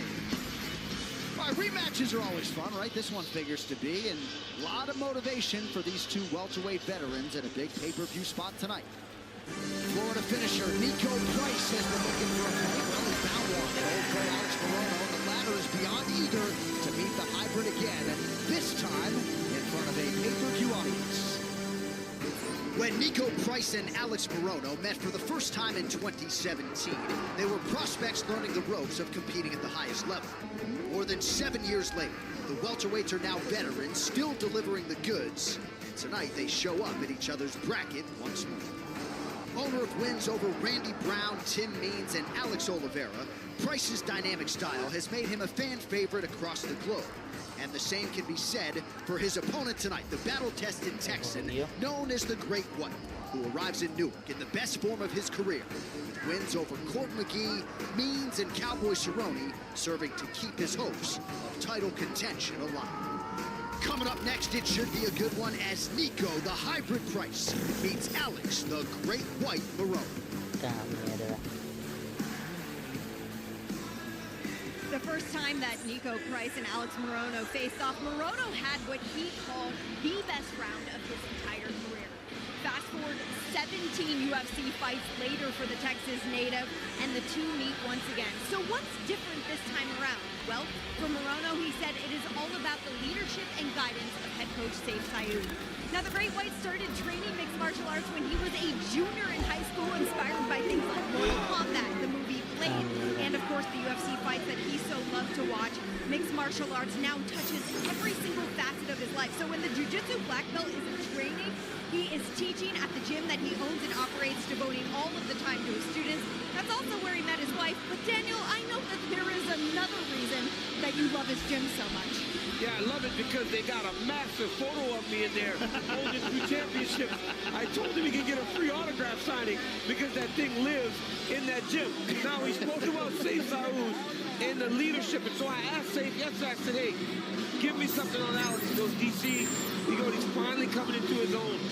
21 UFC walks. He's become comfortable inside that octagon. Every phase of his game is getting better.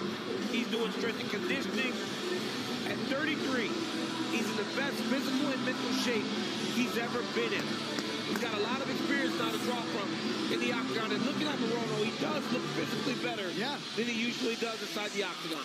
DC and I ended up at a practice at Fortis MMA in Dallas last year, and Saif Sayoud rides these guys pretty hard. He's pretty hard on Alex Morono. It was funny, but Alex obviously responds to that type of leadership and really, in a lot of respects, has overachieved coming up on his 21st UFC appearance. Saif is such a great leader inside the corner, too. He's such a great guy for in-between rounds information, and Alex Morono really is coming into his own. His last fight over Court McGee, I think it was one of his finest performances. He just looks better.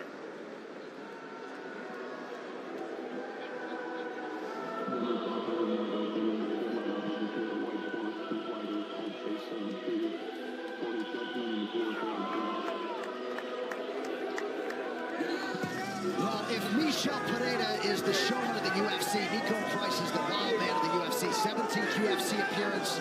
Joe, initially he was to face Jeremiah Wells tonight, 3 weeks into his training camp. He got the call it would be a rematch with Alex Morono, and he popped for marijuana after the first knockout against Morono, so he didn't get credited with the knockout. Looking to get that green stripe on his Wikipedia page tonight.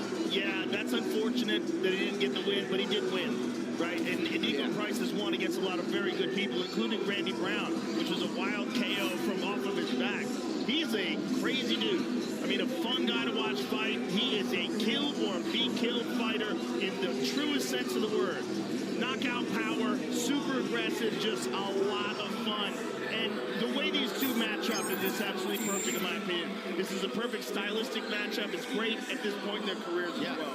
All right, tonight's fighter description is brought to you by the all-new Lawnmower 5.0 Ultra from Manscaped, the official electric trimmer of UFC. Well, I mean, this fight is completely flipped. The last time Price was the guy coming in on short notice. This time, Morono's doing it on relatively short notice. But the one thing I love about Nico Price, he is a guy that when he shows up, he is looking to make you fight. He said that, he goes, I will never cheat the fans by point fighting. When I show up, I'm showing up to bang. He has shown that time and time again. This man is a tremendous fighter. He's a father, has a number of children, like 8 of them. And he said he's got 6 children, and he said he's got to get these checks to provide for his kids.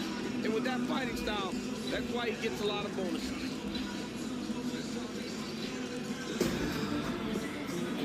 Ready to go with the welterweight rematch. Tail of the tape brought to you by V-Chain, the official blockchain of UFC. Nico Price 34, Alex Morono 33. Price with an inch in height, 4 inches in reach. All right, now for the introductions, back inside to Bruce Buffer. Ladies and gentlemen, this fight is 3 rounds in the UFC welterweight division. Introducing first, fighting out of the blue corner, a kickboxer holding a professional record, 24 wins, 9 losses, 1 no contest. He stands 5 feet 11 inches tall, weighing in at 170 pounds.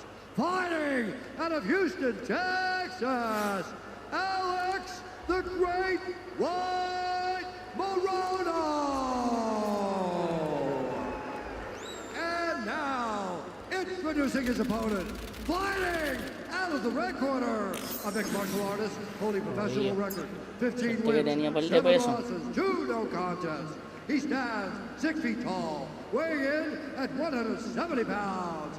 Fighting out of Cape Coral, Florida, Nico the Hybrid Price. And when the action begins, our referee in charge, Keith Peterson. The no-nonsense Keith Peterson, our referee for this one. Red De La Cruz with us. 4 fights to go here at UFC 302. Alex Morono, a minus 260 betting favorite for this rematch against Nico Price, who comes back at plus 210. Morono in black, Price is in blue. And it was a wild knockout right at the horn of round Nico Price 2 y Alex that got it done Morono. for Nico Price in the first meeting between these two. That was back in February of 2017.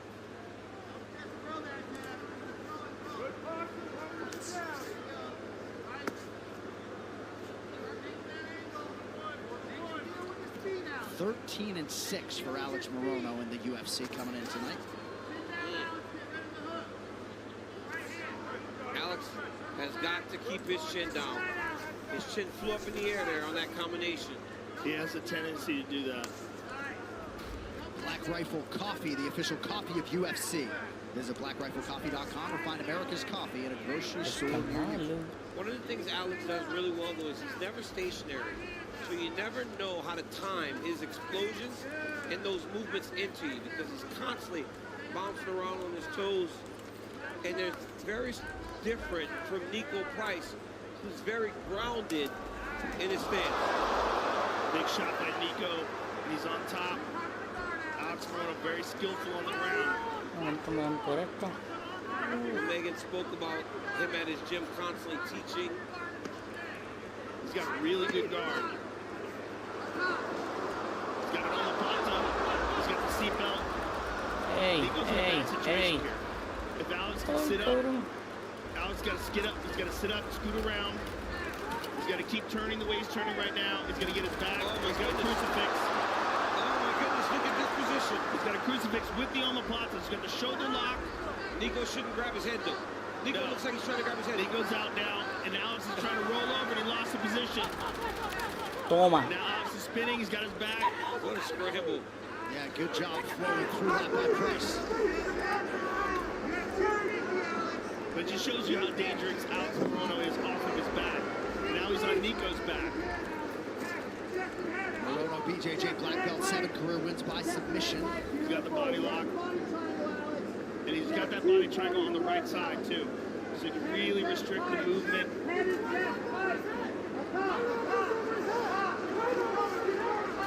Good roll. He's going to try to take him out and loses the position. He got a little hasty there. Yep.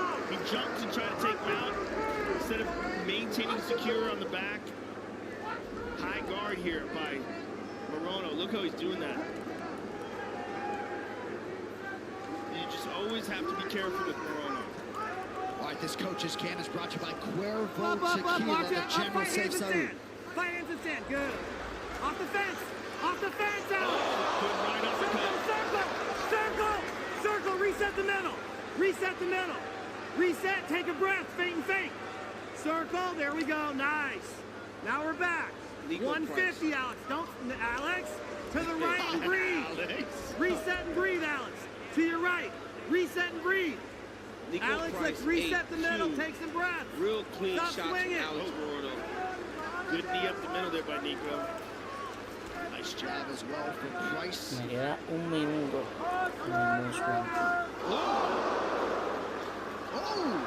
Nice combination by Morono.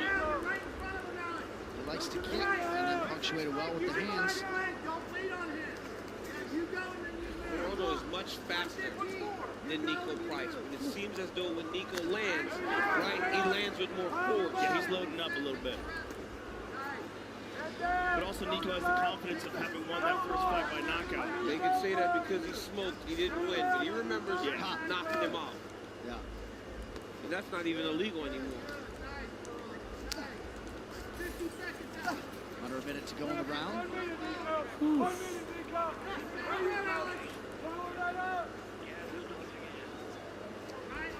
Because of that movement-based style that Morono has, where he's always on his toes and his legs are completely straight, it kind of keeps him from getting full power in his strikes. Oh my goodness. You know, because he's not really getting hips behind those shots. Yeah, it's a good take. 30 seconds in the round.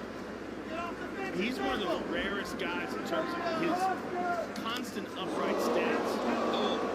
His legs are like fully locked and he just bounces around on his toes. He does not bend his knees at all. Even Wonder Boy, right? We see guys in that type of karate style, but Wonder Boy is like, knees are bent a little bit, springing into his opponent. Alex is like straight leg, it's straight leg V. Very odd, but he also keeps his chin up high because of that too. Everything's straight. All right, we'll need a second round at least. Corner Camp brought to you by Prime Hydration, the official sports drink of UFC with only 25 calories, 0 added sugar, BCAAs, and electrolytes, now available at Walmart.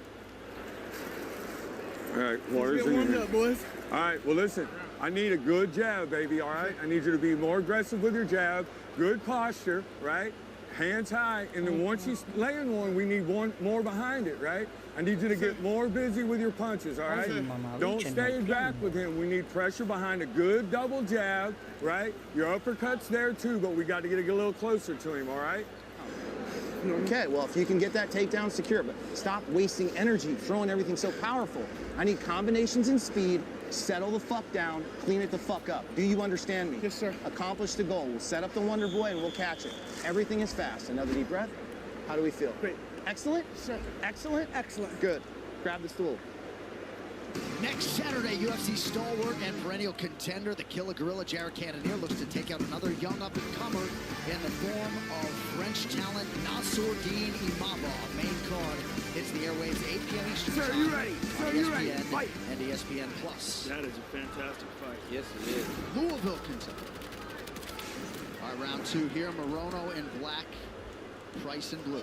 Louisville gets it all next week. They get like WWE SmackDown on Friday and then the UFC on Saturday. It'll be a dream come true for me. I'd be living my dream. Jodas. You going? No, man, they didn't hire me. They didn't even hire me, man. I think we got NXT at the Apex conference. See, that's what I'm talking. I might go for that. Yeah. Right-hand connection by Morono. Price corner wanting more hand volume here, round 2. Yeah, and he was telling them, I'm just getting started, fellas. They're like, okay, well, get the jab going. Show us something, right? Show us you can reach this man. I tell you what, though, Nico looked like the fresher fighter in between rounds. Yes, he did. Looked like he expended less energy. He looked... He's feeling it less. But this is also a thing we have to... Oh, big shot. Alex did take this fight on relatively short notice. How many weeks was it? He had, I think, 4 weeks. Yeah. So not a full training camp, but I mean... He's always training. Yeah, he's always training and working. Splitting his time between his gym, Gracie Baja, the Woodlands, and of course Fortis MMA in Dallas. Good right hand landed there by Nico over the top. Whoa, good right hand by Morono. Price kind of watching a little bit. 3.5 to go, round 2. Price has got to get going. He is a step behind Morono right now in terms of activity. And because he's not willing to match his activity, he's getting behind. He should be the one pressing. being that he had the full training camp.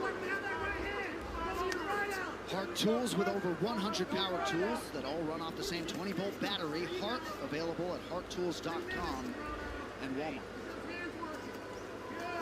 Good right hand by Morono.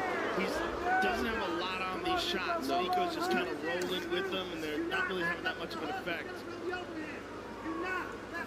But he is. Big right hand by Nico.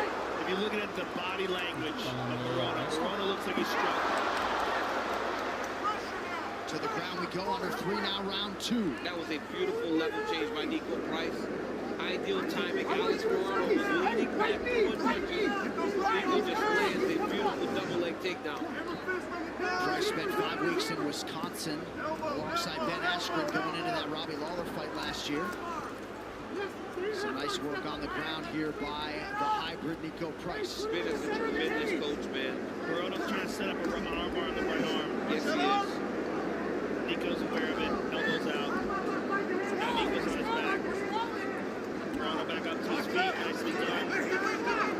Looking for the guillotine.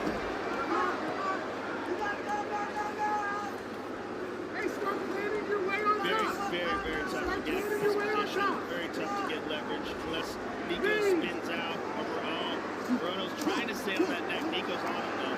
Nice urgency and athleticism by Price to get out. This is big for Price, being that they were going to a third round where Alex looked to be fatiguing a little bit. Price making him wrestle will only benefit him in trying to get at the gas tank a little bit more.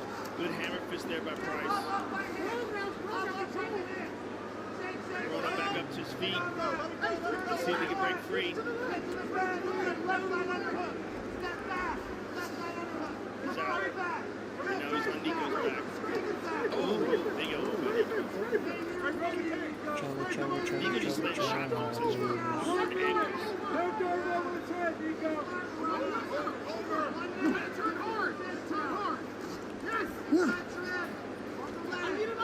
Good job there. Sorry, John. That was great by Price listening to his corner. They told him, you have to rotate straight off the wall, turn hard. He did it, and now he finds himself back in position. Because the one thing that he could have done to blow this round is allow Alex Morono to take him down and take his back. Call for another takedown. Morono chopped on the neck again. It does not look like he has it, though. Such a mistake to be falling back to a guillotine. He should have made Nico Price work to try to complete that takedown. When you jump to a guillotine, all it does is just simply give the takedown. But when you're really tired, it's tough to make good decisions, right? Yeah. Good elbow by Nico, couple slicing elbows that will cut Morono up. They land. Really strong. Second half of the round for Nico Price. Get up and breathe. Hey, get up and breathe. Relax. Relax. Relax. Get up and breathe. Relax. Listen to me. Take some breaths.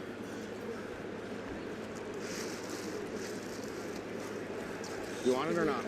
Yes, sir. Listen to me, dude. Calm the fuck down. You understand? You have a second win. Relax and breathe. Okay? You cannot stay on the bottom. Forget the arm bars. Forget all of that. Even the guillotine. Either you have it or that's it. He's defeating it. The arm bar is done. He's too slippery. And you're too slippery. Here we see Morono with a nice right hand. And Nico Price with a good right hand as well. They're really staggered Morono. Yes. I didn't think it landed that clean. I think Morono's really tired. And here is Morono diving for a guillotine that he did not get. UFC Fight Pass is the exclusive home to global powerhouse combat sports Sir, organizations like Cage Warriors, Cage Fury, Fight. LFA, and many more from each corner of the globe. Access the full history of UFC, WEC, and Pride FC events with the world's largest combat sports library. Download the UFC app and sign up for UFC Fight Pass to stream now. I've seen Nico do that more than once. Oh, where he just kind of punches down if he overthrows. He is just throwing. He definitely looks like a pressure fighter. Morono looks very fatigued.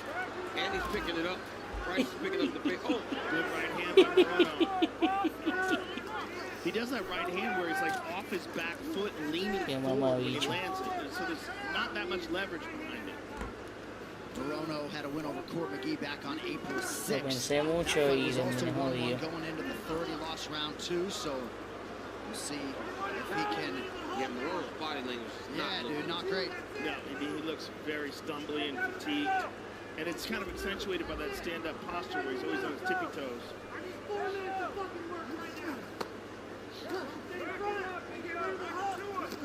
Can't think of many worse things than cardio abandonment. You start getting tired out there, man. It's like, oh my goodness. 10 more minutes. Alex looks so tired. I can't remember seeing him look this tired. No, I mean, he's moving in mud. Tonight's social media posts are brought to you by Bad Boys, Ride or Die, starring Will Smith and Martin Lawrence, exclusively in movie theaters June 7th. I feel like if Nico could really pour it on and land something significant. Yeah. I just don't know if Nico has the speed to do that. Right? Because he's throwing. But he's never going to surprise you with something super quick and explosive. It's always going to be around the same speed. Right. It's effective when it lands, but it's got to land. Labored jab there from Morono. 3 minutes to go.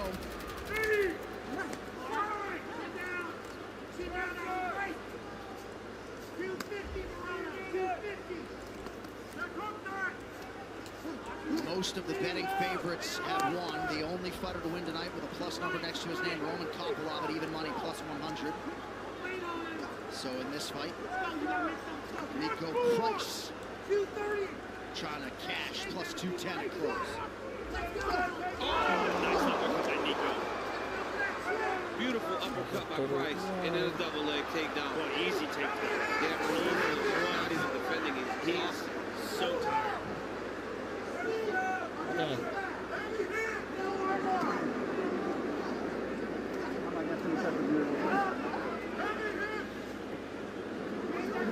Price continuing to apply the ground pressure here. Yeah, Morono can't even hold on to a single. He was trying to grab a single. He just doesn't have it in him, but he's back up to his feet at least. Under 2 minutes now to decide it. Personal best 5 takedowns. It's like, no way, do not stop for Nico Price. Nico Price is like, do not stop and give him a break. Oh, nice left hand by Price. Few can motivate like Safe Saud, but not sure there's anything he can do to get his guy going here. He doesn't have the energy. O sea que ya no vale la pena los chavos. It's 2 fights in about 7 weeks for Morono. 2 weight cuts, of course, as well, but can't ever remember seeing him visually like this. No, never. I mean, he looks like one big shot to take him out. It's because he's staggering around every time Nico makes contact with him. He also has his mouth wide open, and he just looks exhausted. Yeah. Nico can get some of that in, big to the body. If he can't touch him to the face because he's too slow, at least set something up, land to the body. If he landed any body shot, Morono would have. Oye, de 100 y pico llegar 12. Nothing makes you tighter and advances the fatigue like body shots. But even in these opportunities, he's going to the head. I feel like you're absolutely right that if you just rip to the body here, he can take a lot out of Morono. And those openings are there. Oh, there's a nice uppercut by Nico. Oh, good kick to the body. Boy, Morono is feeling it. Just Los últimos segundos de este round. Nico's yelling at him.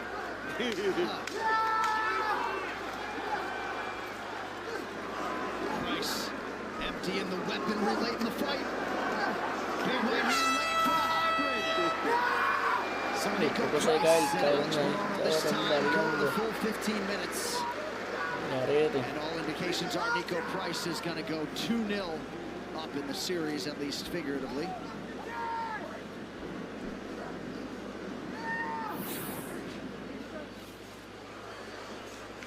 Early Early on in the fight, Alex Morono did a good job of getting to his strikes, moving on the outside, landing, and then getting back to safety. But as the fight went on, Nico Price started to pour it on. Big right hand there by Nico Price. And then he started to add in the wrestling.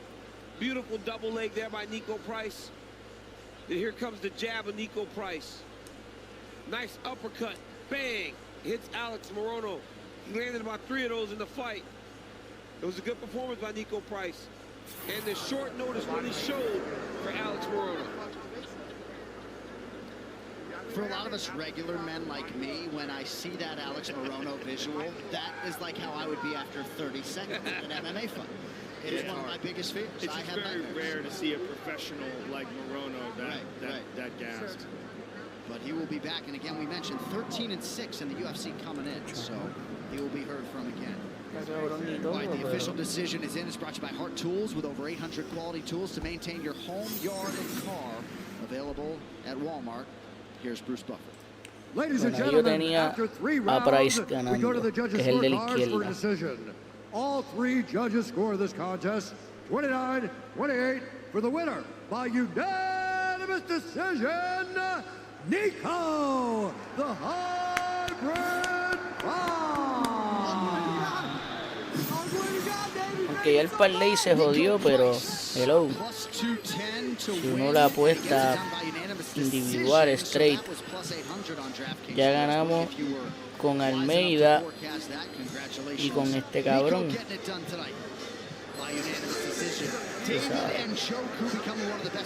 Porque Los Santos perdió.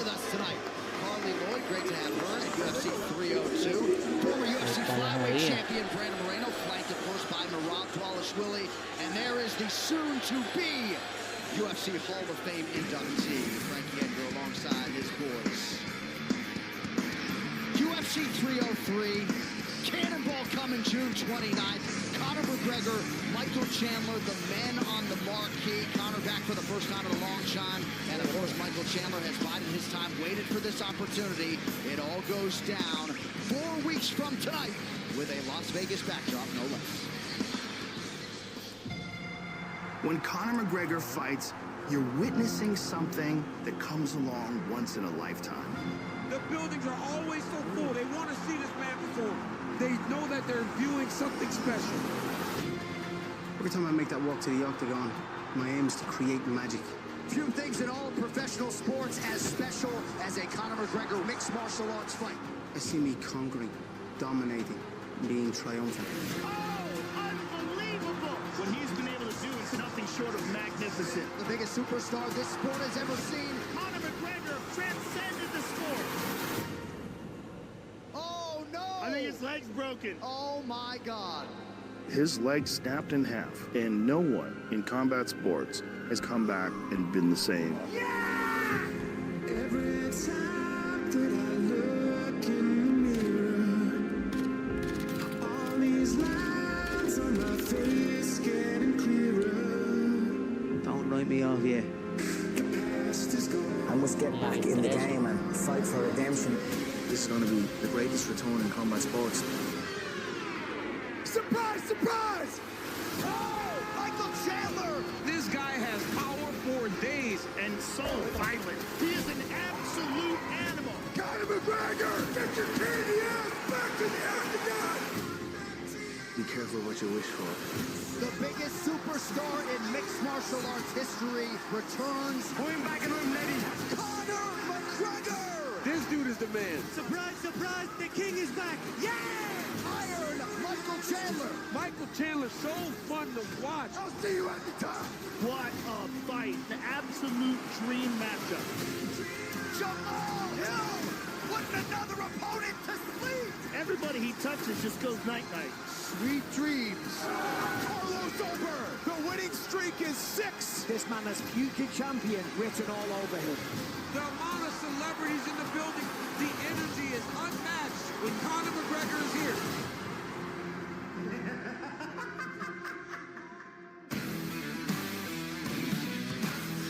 Conor McGregor, Michael Chandler under the lights June 29th. As many of you know, Conor was the first fighter to hold UFC titles simultaneously in 2 divisions. his 13-second finish of Jose Aldo, still the fastest in UFC Championship history, as you might expect.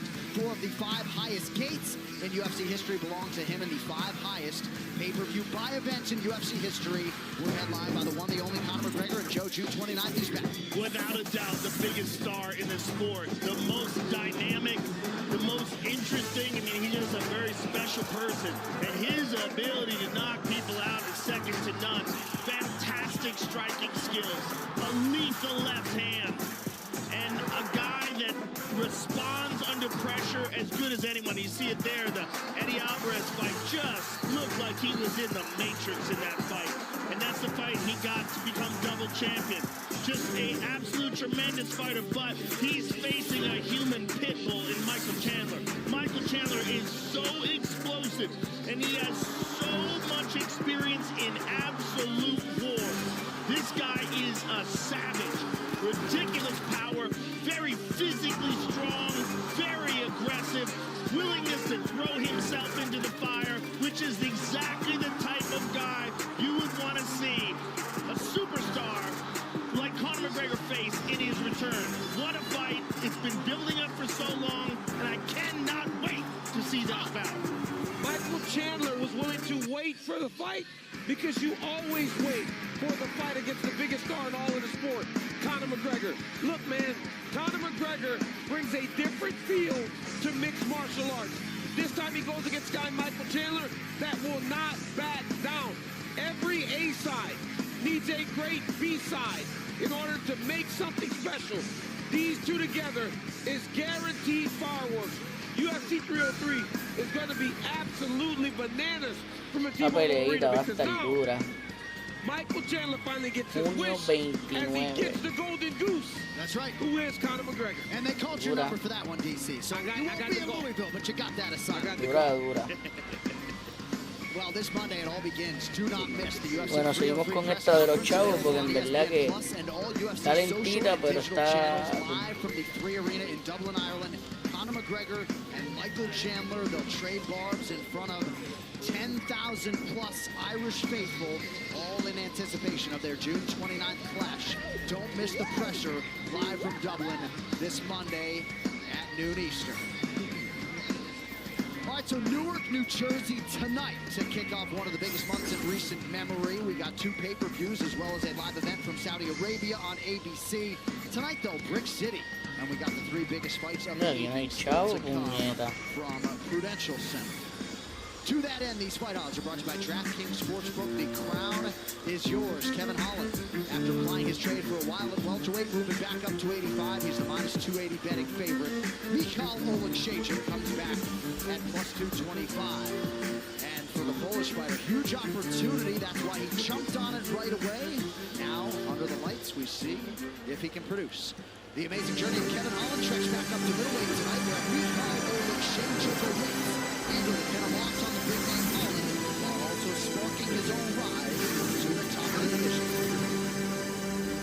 The anyone, anywhere, anytime philosophy of fighting has made Kevin Holland a star, and Texas's trailblazer lives up to his motto once again tonight as he returns to the middleweight division to take on Polish up-and-comer Michal Oleksiejczuk in what promises to be an all-action affair. My punches in middleweight division is very dangerous, and I can knock out everybody in this division. My goal in the middleweight division is to show everybody who the true big mouth is, and it's only one way to get there, and that's by knocking this guy out in beautiful fashion. Back in the division in which he began his UFC career and tied a record for most wins in one calendar year with 5, Kevin Holland has faced many of the best in welterweight since 2022. But tonight, with a full focus and stomach, he is back to attend to some unfinished business at 185. I feel like I can still make noise at middleweight because can't nobody do what I do. They can't step up last second. A lot of these guys cut from 200 and something pounds down to 85, and me, I'm walking around right there. So it's just easy for me to step in and show out. Michal Oleksiejczuk also started his octagon run in a different weight class. But since moving down from light heavyweight to middleweight in 2022, he has taken his game to a new level with knockout wins over Smiling Sam Alvey, Cody Brundage, and Chidi Njokuani, putting him on the verge of a UFC World Ranking. Knocking out Kevin Holland is new level in my career.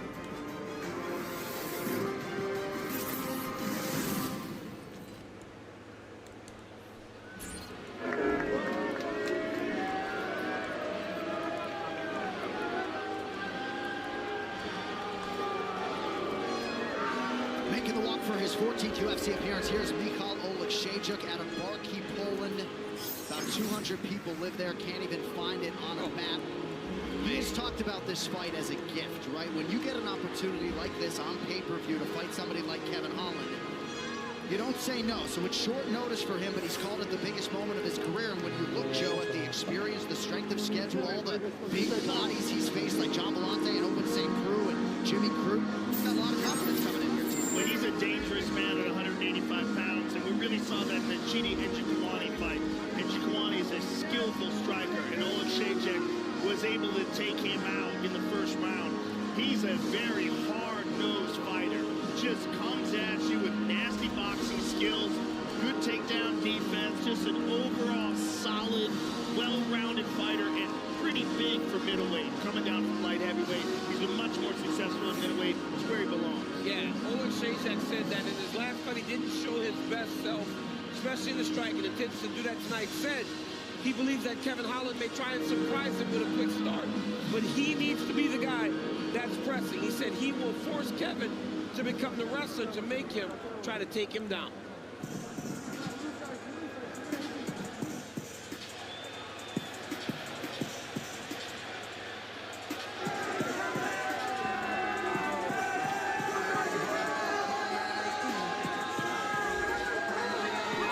So here's the fan favorite, Kevin Holland, making the walk for his 22nd UFC appearance. And DC, you know he's got to keep up with the rappers and the trappers, right? So as such, couldn't wait to fight Nick Diaz in August in Abu Dhabi. Stepped up for this opportunity against Michal Oleksiejczuk, and he has been chosen for an opportunity to fight at middleweight. So back up to 85 tonight. We'll see how it goes. Well, that is what he did during the most successful year of his career.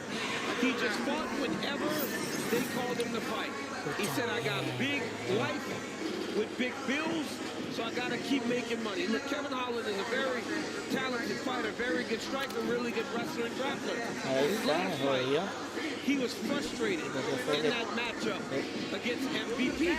He said he's very excited to be in there tonight with a guy that is going to engage him in Oleksiejczuk, because he said he could not figure how to get to Michael Venom Page. Tonight, I don't think he's going to have to search for Michal. That's a completely different kind of opponent. I mean, Michael Venom Page is the most elusive guy maybe we've ever seen inside the octagon. Oleksiejczuk's going to be in his face, and Kevin Holland has legit one-punch knockout power.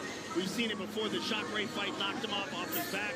The Joaquin Buckley fight caught him with a clean right hand. He's got it all. And who's more confident fighting than this guy? He's so relaxed. He fights so often, and he really will take a fight with no notice whatsoever. Yeah. I mean, I love when he fought Hamzat, and we asked him, is this a better fight for you? He was like, hell no. He didn't care. Fought him anyway. On 1 day's notice, above the weight. I mean, Kevin Holland's a gangster. Yeah, that's a good word for him. Yeah.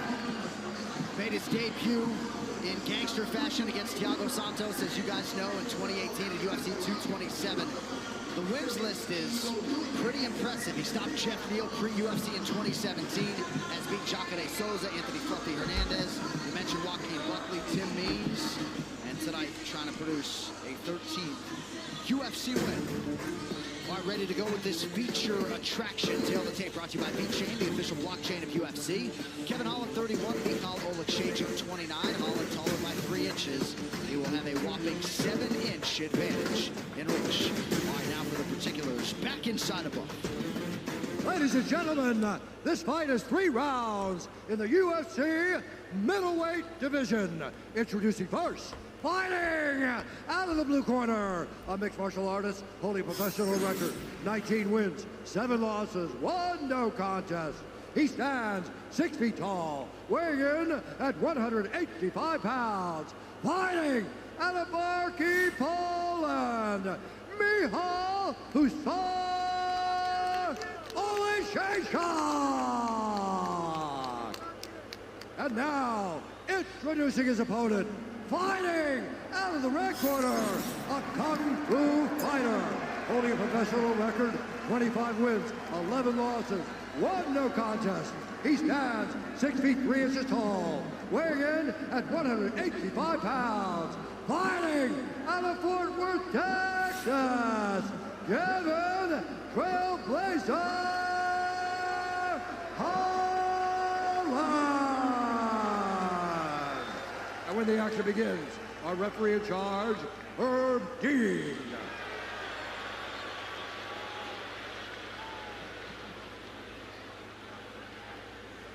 Kevin Holland. Pasó, no hay 5 of his 12 jugadores. UFC wins came in that record tie in 2020, taking on Mikhail Oleksiejczuk tonight. The Polish fighter in red. The American in black eats a big shot early. Big left hand by Oleksiejczuk, who's a very Hold on, constant pressure. Throws that left body. Yeah.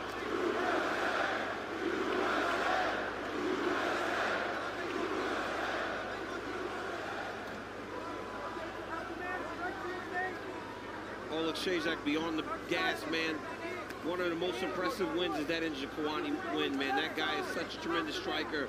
For Oleksiejczuk to put him out of there in a round was very impressive. It was a wild fight while it lasted. Ajá, se jodió, se jodió. Holland in recovery mode a minute in. Oleksiejczuk is swinging for that chin. That dude is swinging. Got to be careful here. Got to be very careful. He's in trouble. Oh yeah, that's deep. That's deep.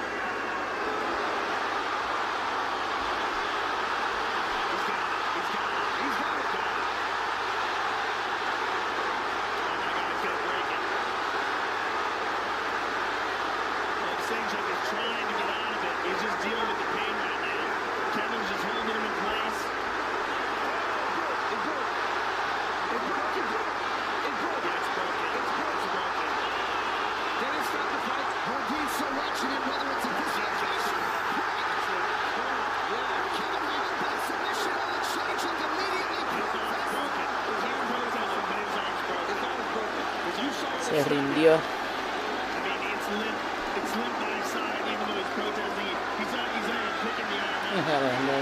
Qué cabrón.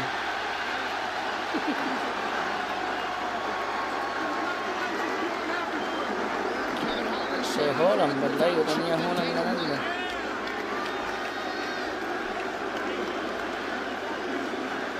Her team was watching the action closely. We'll rematch some replays for you. Listen, he shouldn't protest. At the very least, it was dislocated. It was a useless arm from then on out. It's limp by his side right now. He's not picking it up.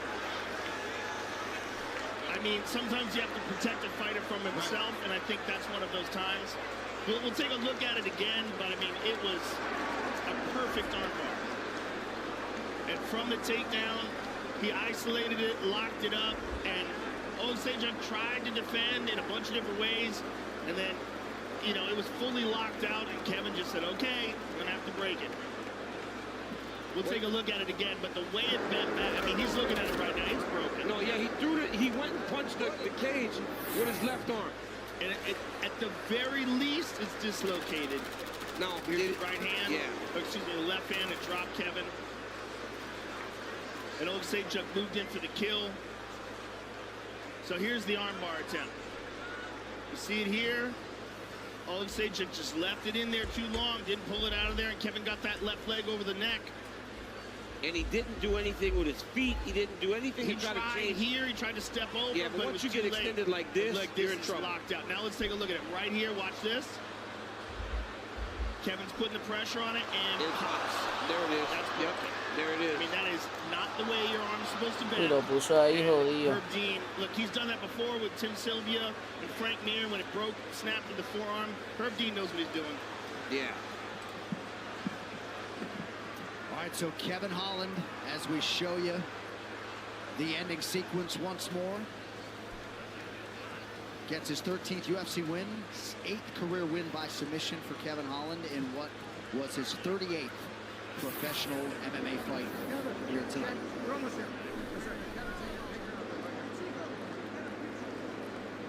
right, the official decision is brought to you by Hart Tools, with over 800 quality tools to maintain your home, yard, and car. Available at Walmart. Here's Bruce. Ladies and gentlemen, referee Herb Dean has called a stop to this contest at 1 minute, 34 seconds of the very first round. Declaring the winner by technical submission due to an armbar, Kevin Trailblazer Holland.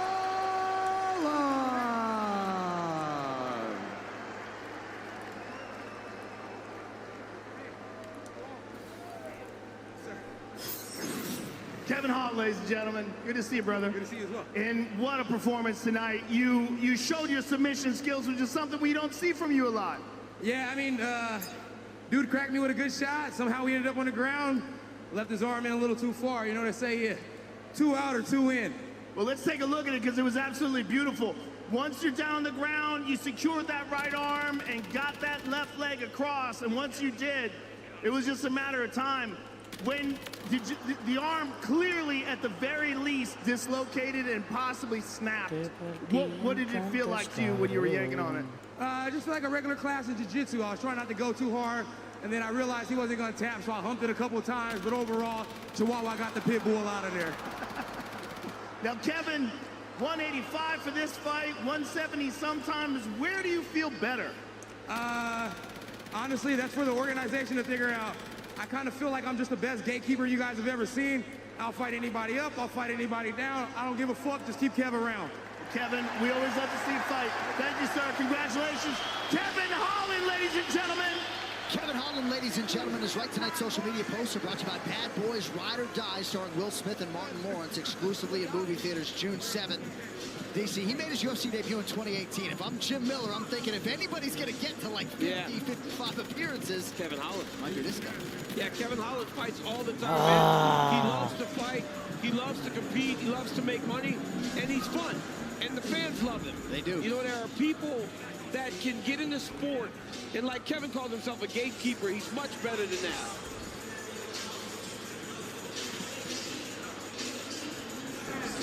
Damon John, longtime UFC and MMA supporter. Great to have DJ in the building with us tonight. Daniel Ricciardo, the Formula One driver. Another massive, rabid UFC fan. Great to have him at UFC 302. Aljamain Sterling and Merab Dvalishvili, never too far apart. Also with us, the American top team fighters, Robbie Lawler and Kayla Harrison. All right, coming up next, co-main event. Sean Strickland is the #1 middleweight contender and former champ. Could have waited, perhaps, for a shot at the belt. He narrowly lost in January, but instead, this talented boxer out of Extreme Couture gets back in the saddle here against the Brazilian bomber, Paulo Costa. Good news abounds for Costa, who's already competed twice here in the calendar year for the first time since 2017. And should he get a win tonight, he will vault into the top 5 and into immediate UFC middleweight title contention.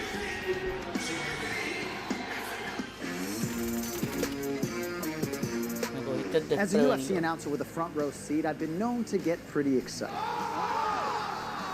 And with this latest DraftKings offer, you can too. New customers deposit $5 and get a no-sweat bet. Get your first bet back as a bonus bet up to $1,500 if it doesn't hit. Now you're feeling it. Download the DraftKings Sportsbook app, sign up with the promo code, and get a bonus bet up to $1,500 if it doesn't hit. The crown is yours. UFC 302, Makhachev versus Poirier is brought to you by Cuervo Tequila. By Origin USA, made 100% in America for the fighter, the worker, and the patriot. Head to originusa.com. By Aristech, discover the secret top athletes are using to boost performance, recover faster, and protect their health from EMF pollution. Experience the latest innovation in human optimization at aristech.com. And by Howlerhead, the award-winning official flavored bourbon of the UFC.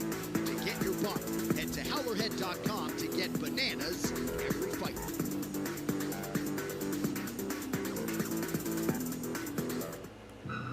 Boom! Sit down. What a night it is going to be. This is the most exciting sport on planet Earth. The crazy Hawaiian. This guy packs a punch. Danny Van Heerden, he is going to be a problem. They're going to slap each other's heads up. thing's going to explode.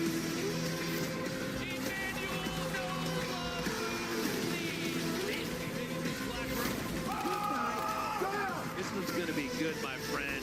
Austin Turpin is a killer. This man is special. Vernon, Kathy.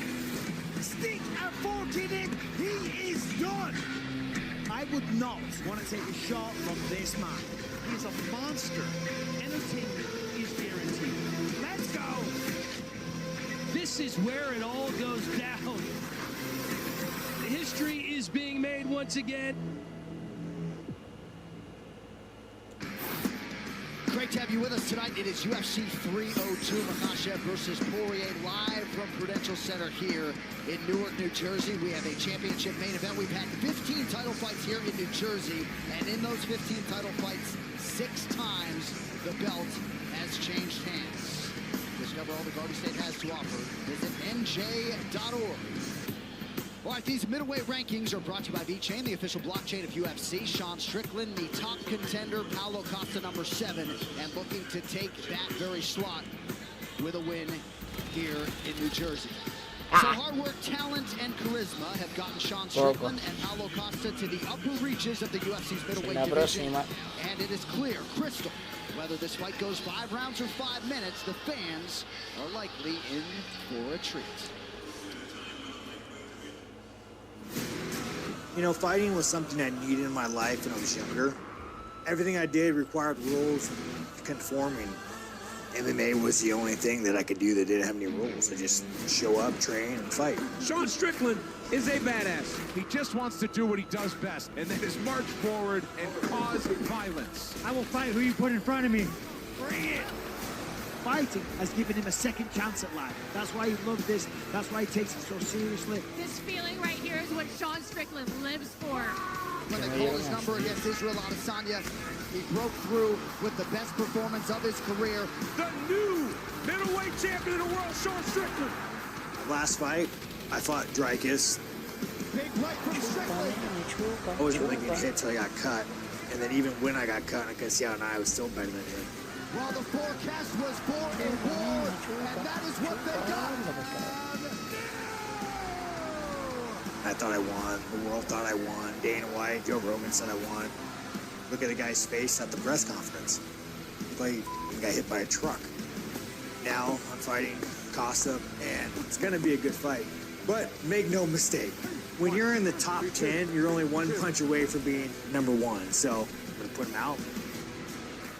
I want to fight Strickland because this fight can lead me to the title again. Still one of the best, most imposing middleweights in the world, Paulo Costa. Oh! This guy's hell on wheels. When he's at his best, he is a... I bring action. Nobody wants to see a boy fight, so that's what I promise. He's just got to get back to the form that he had when he stopped Uriah Hall. The form that he had when he just ran over Yoel Romero and walked him down. He still has that ability.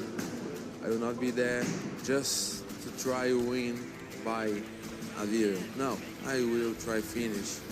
And for this special, I come from loss. I will not let this win go. Whatever price, I will finish this guy. If he survive, will be the worst 5 rounds on his life. Oh, he hurt him bad. Paulo Costa does it again. Me and Costa were cut from the same cloth, so we're just gonna stand in the middle and bang. Strickland applying a world of pressure. I think we're both gonna be looking at each other in that 3rd, 4th round, thinking we got 1 more round, but I'm ready to die for what I want, and I think I'm gonna pick him apart and eat him alive. I want to hurt him badly and beat him by knockout. It's gonna be a war. I'm gonna just beat the dog out of him.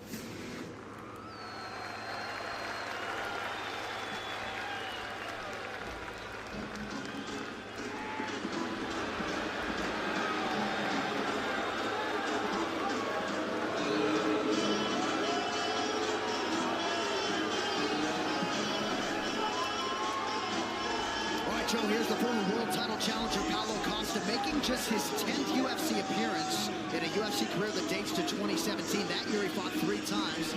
Tonight making his second start at 2024. One of several encouraging signs coming in for Costa. You know, we were talking about this earlier. I think he lost a little bit of his swagger when Israel Adesanya pieced him up. But I think that coming back from that, he seems to be back now. The Robert Whittaker fight, even though he lost that fight, was a tremendous fight against the former world champion. It was an outstanding performance by Costa. Whittaker just edged him. And I think that what you're looking at in Paul Costa today is a guy who's active, a guy who's very physically fit, motivated, and confident. And that Paulo Costa is a dangerous man. He's one of the best strikers in the division. He's got an iron chin, super durable, massive aggression, and real power. All right, tonight's Prep Point is presented by Bud Light, the official beer sponsor of UFC.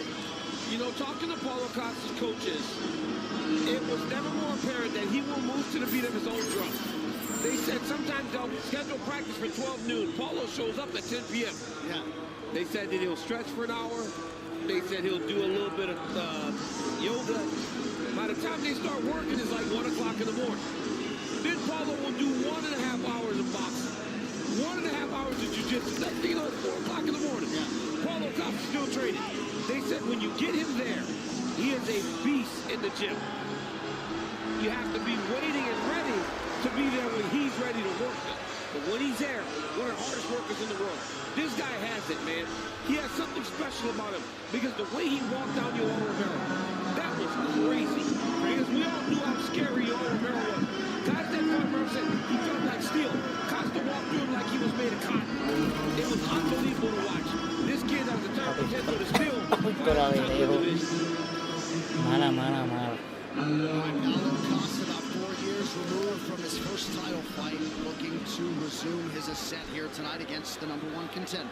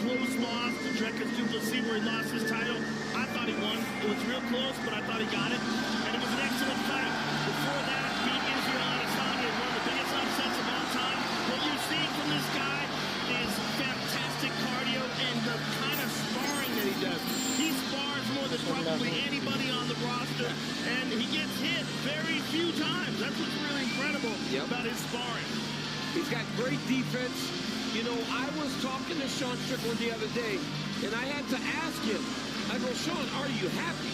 He goes, yes, I'm very happy in life. But when you're talking to him, sometimes you get lost because he carries a bit of a chip on everything that he does. But it makes him who he is. He is unapologetically Sean Strickland.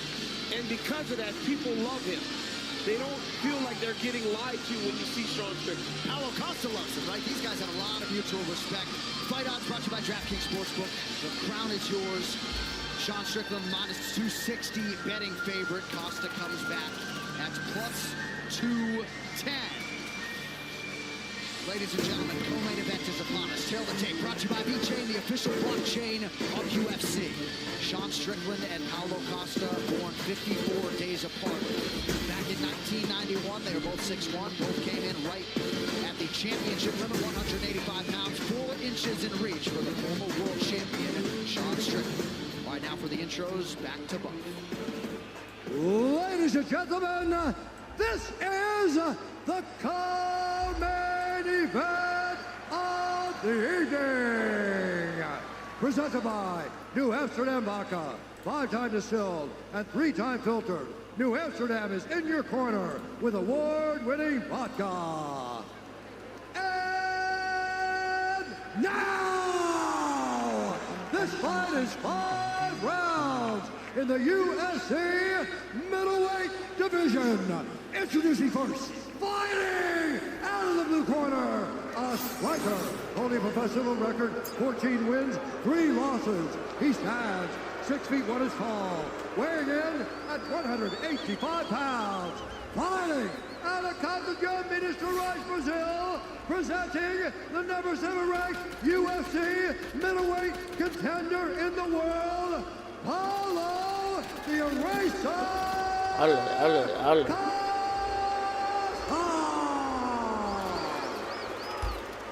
And now, introducing his opponent, fighting out of the red corner, a mixed martial artist holding professional record, 28 wins, 6 losses. He stands 6 feet 1 inch tall, weighing in at 185 pounds. Fighting out of Corona, California, presenting the former UFC middleweight champion and the number 1 ranked UFC middleweight contender in the world, Sean Tarzan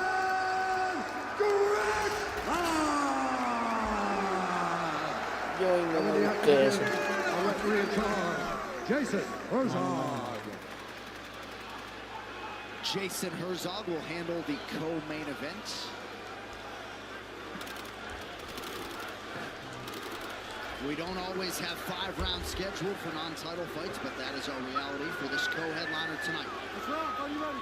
Are you ready? Sean Strickland is in the white, Paulo Costa in black. Co-main event is underway. Good low kick by Costa. Costa is such a big middleweight. Yeah. He's so big. It's stunning how he can make 185 pounds. Strickland, a former welterweight, fought Kamaru Usman on one of the nights DC, defended his title. 3 good leg kicks there by Costa already. Well, he's taking advantage of the fact that Sean stands straight up. It just kind of walks you down. I think he's already compromised. That He's calf, already stance. that calf is really welted up.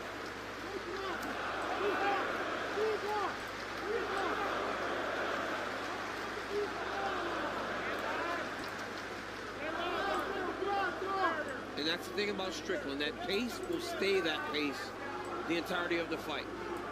Paulo Costa's explosiveness and his willingness to fight, man, is really impressive. We've seen that on a number of occasions.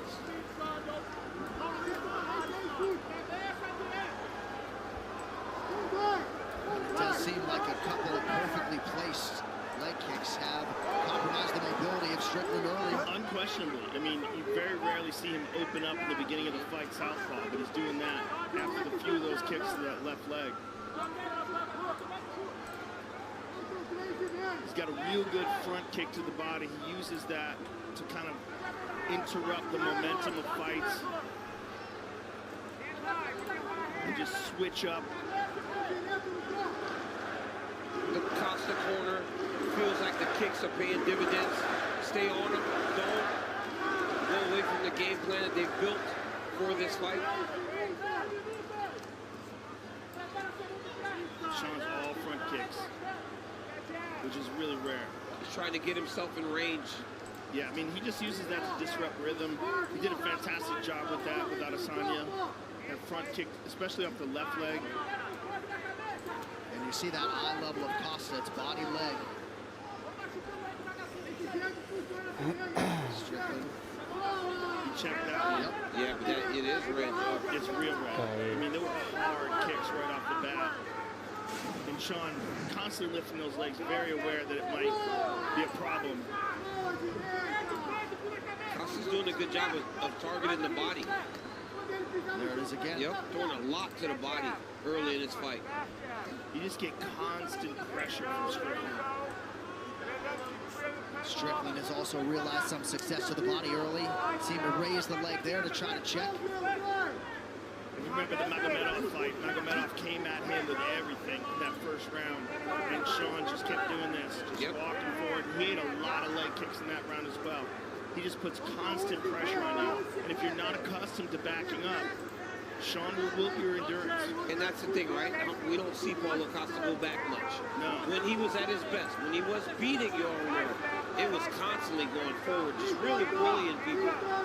It just wears on you like nothing you can describe when someone will not stop coming forward. You're just not accustomed to constantly moving backwards. Sean makes you do that.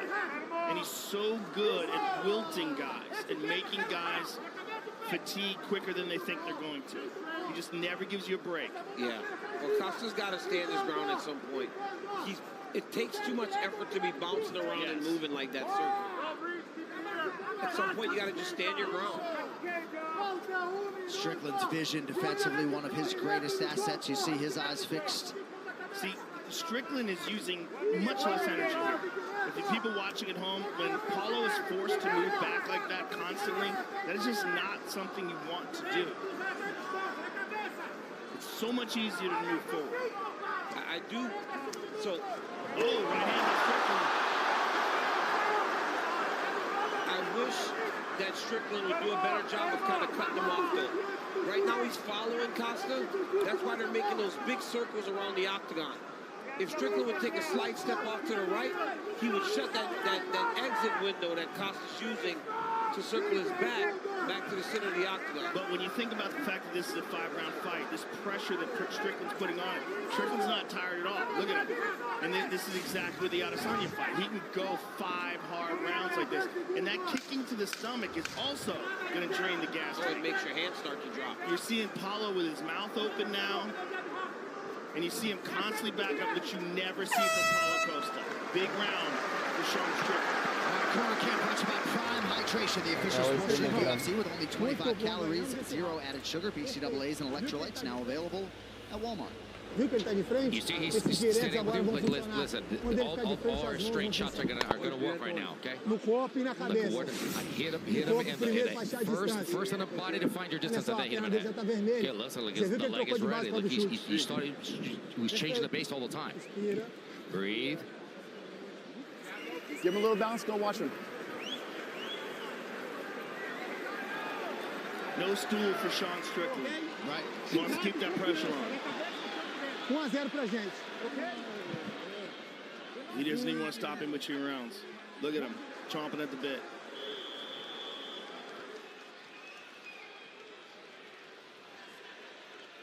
UFC 302, Makasha versus Poirier is presented by Bud Light, the official beer sponsor of UFC. All right, round 2 of a possible 5. Costa in black, Strickland in white.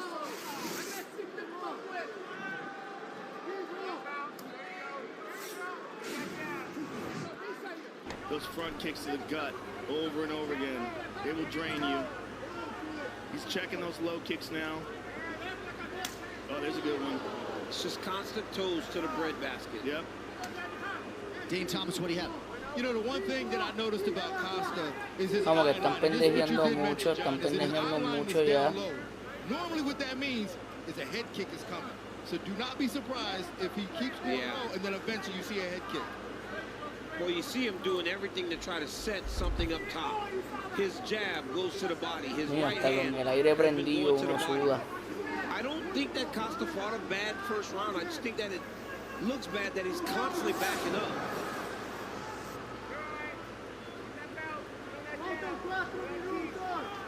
Sean is just such a difficult puzzle once you're in front of him.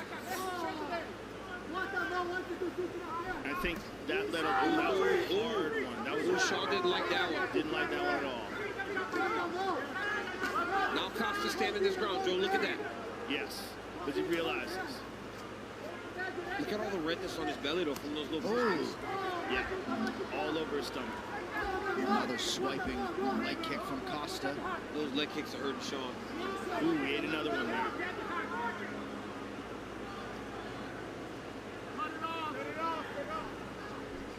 Eric Nixon telling him to cut it off. Yep, that's it. Yeah, that's what we're talking about, right? The circling. Instead of just following. Yeah, slight step off to the side. I think the strategy is wear Paulo Costa out. Keep this pressure on him. Make him wilt over the 5 rounds. Yeah, Strickland barely sweating here. 7 minutes in.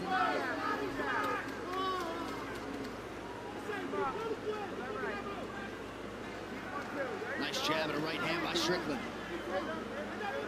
He's got such a deceptive style. I mean, it's so difficult to prepare for. Who fights like him? Kind of a peekaboo style with his hands. Really good defensively. Great reflexes.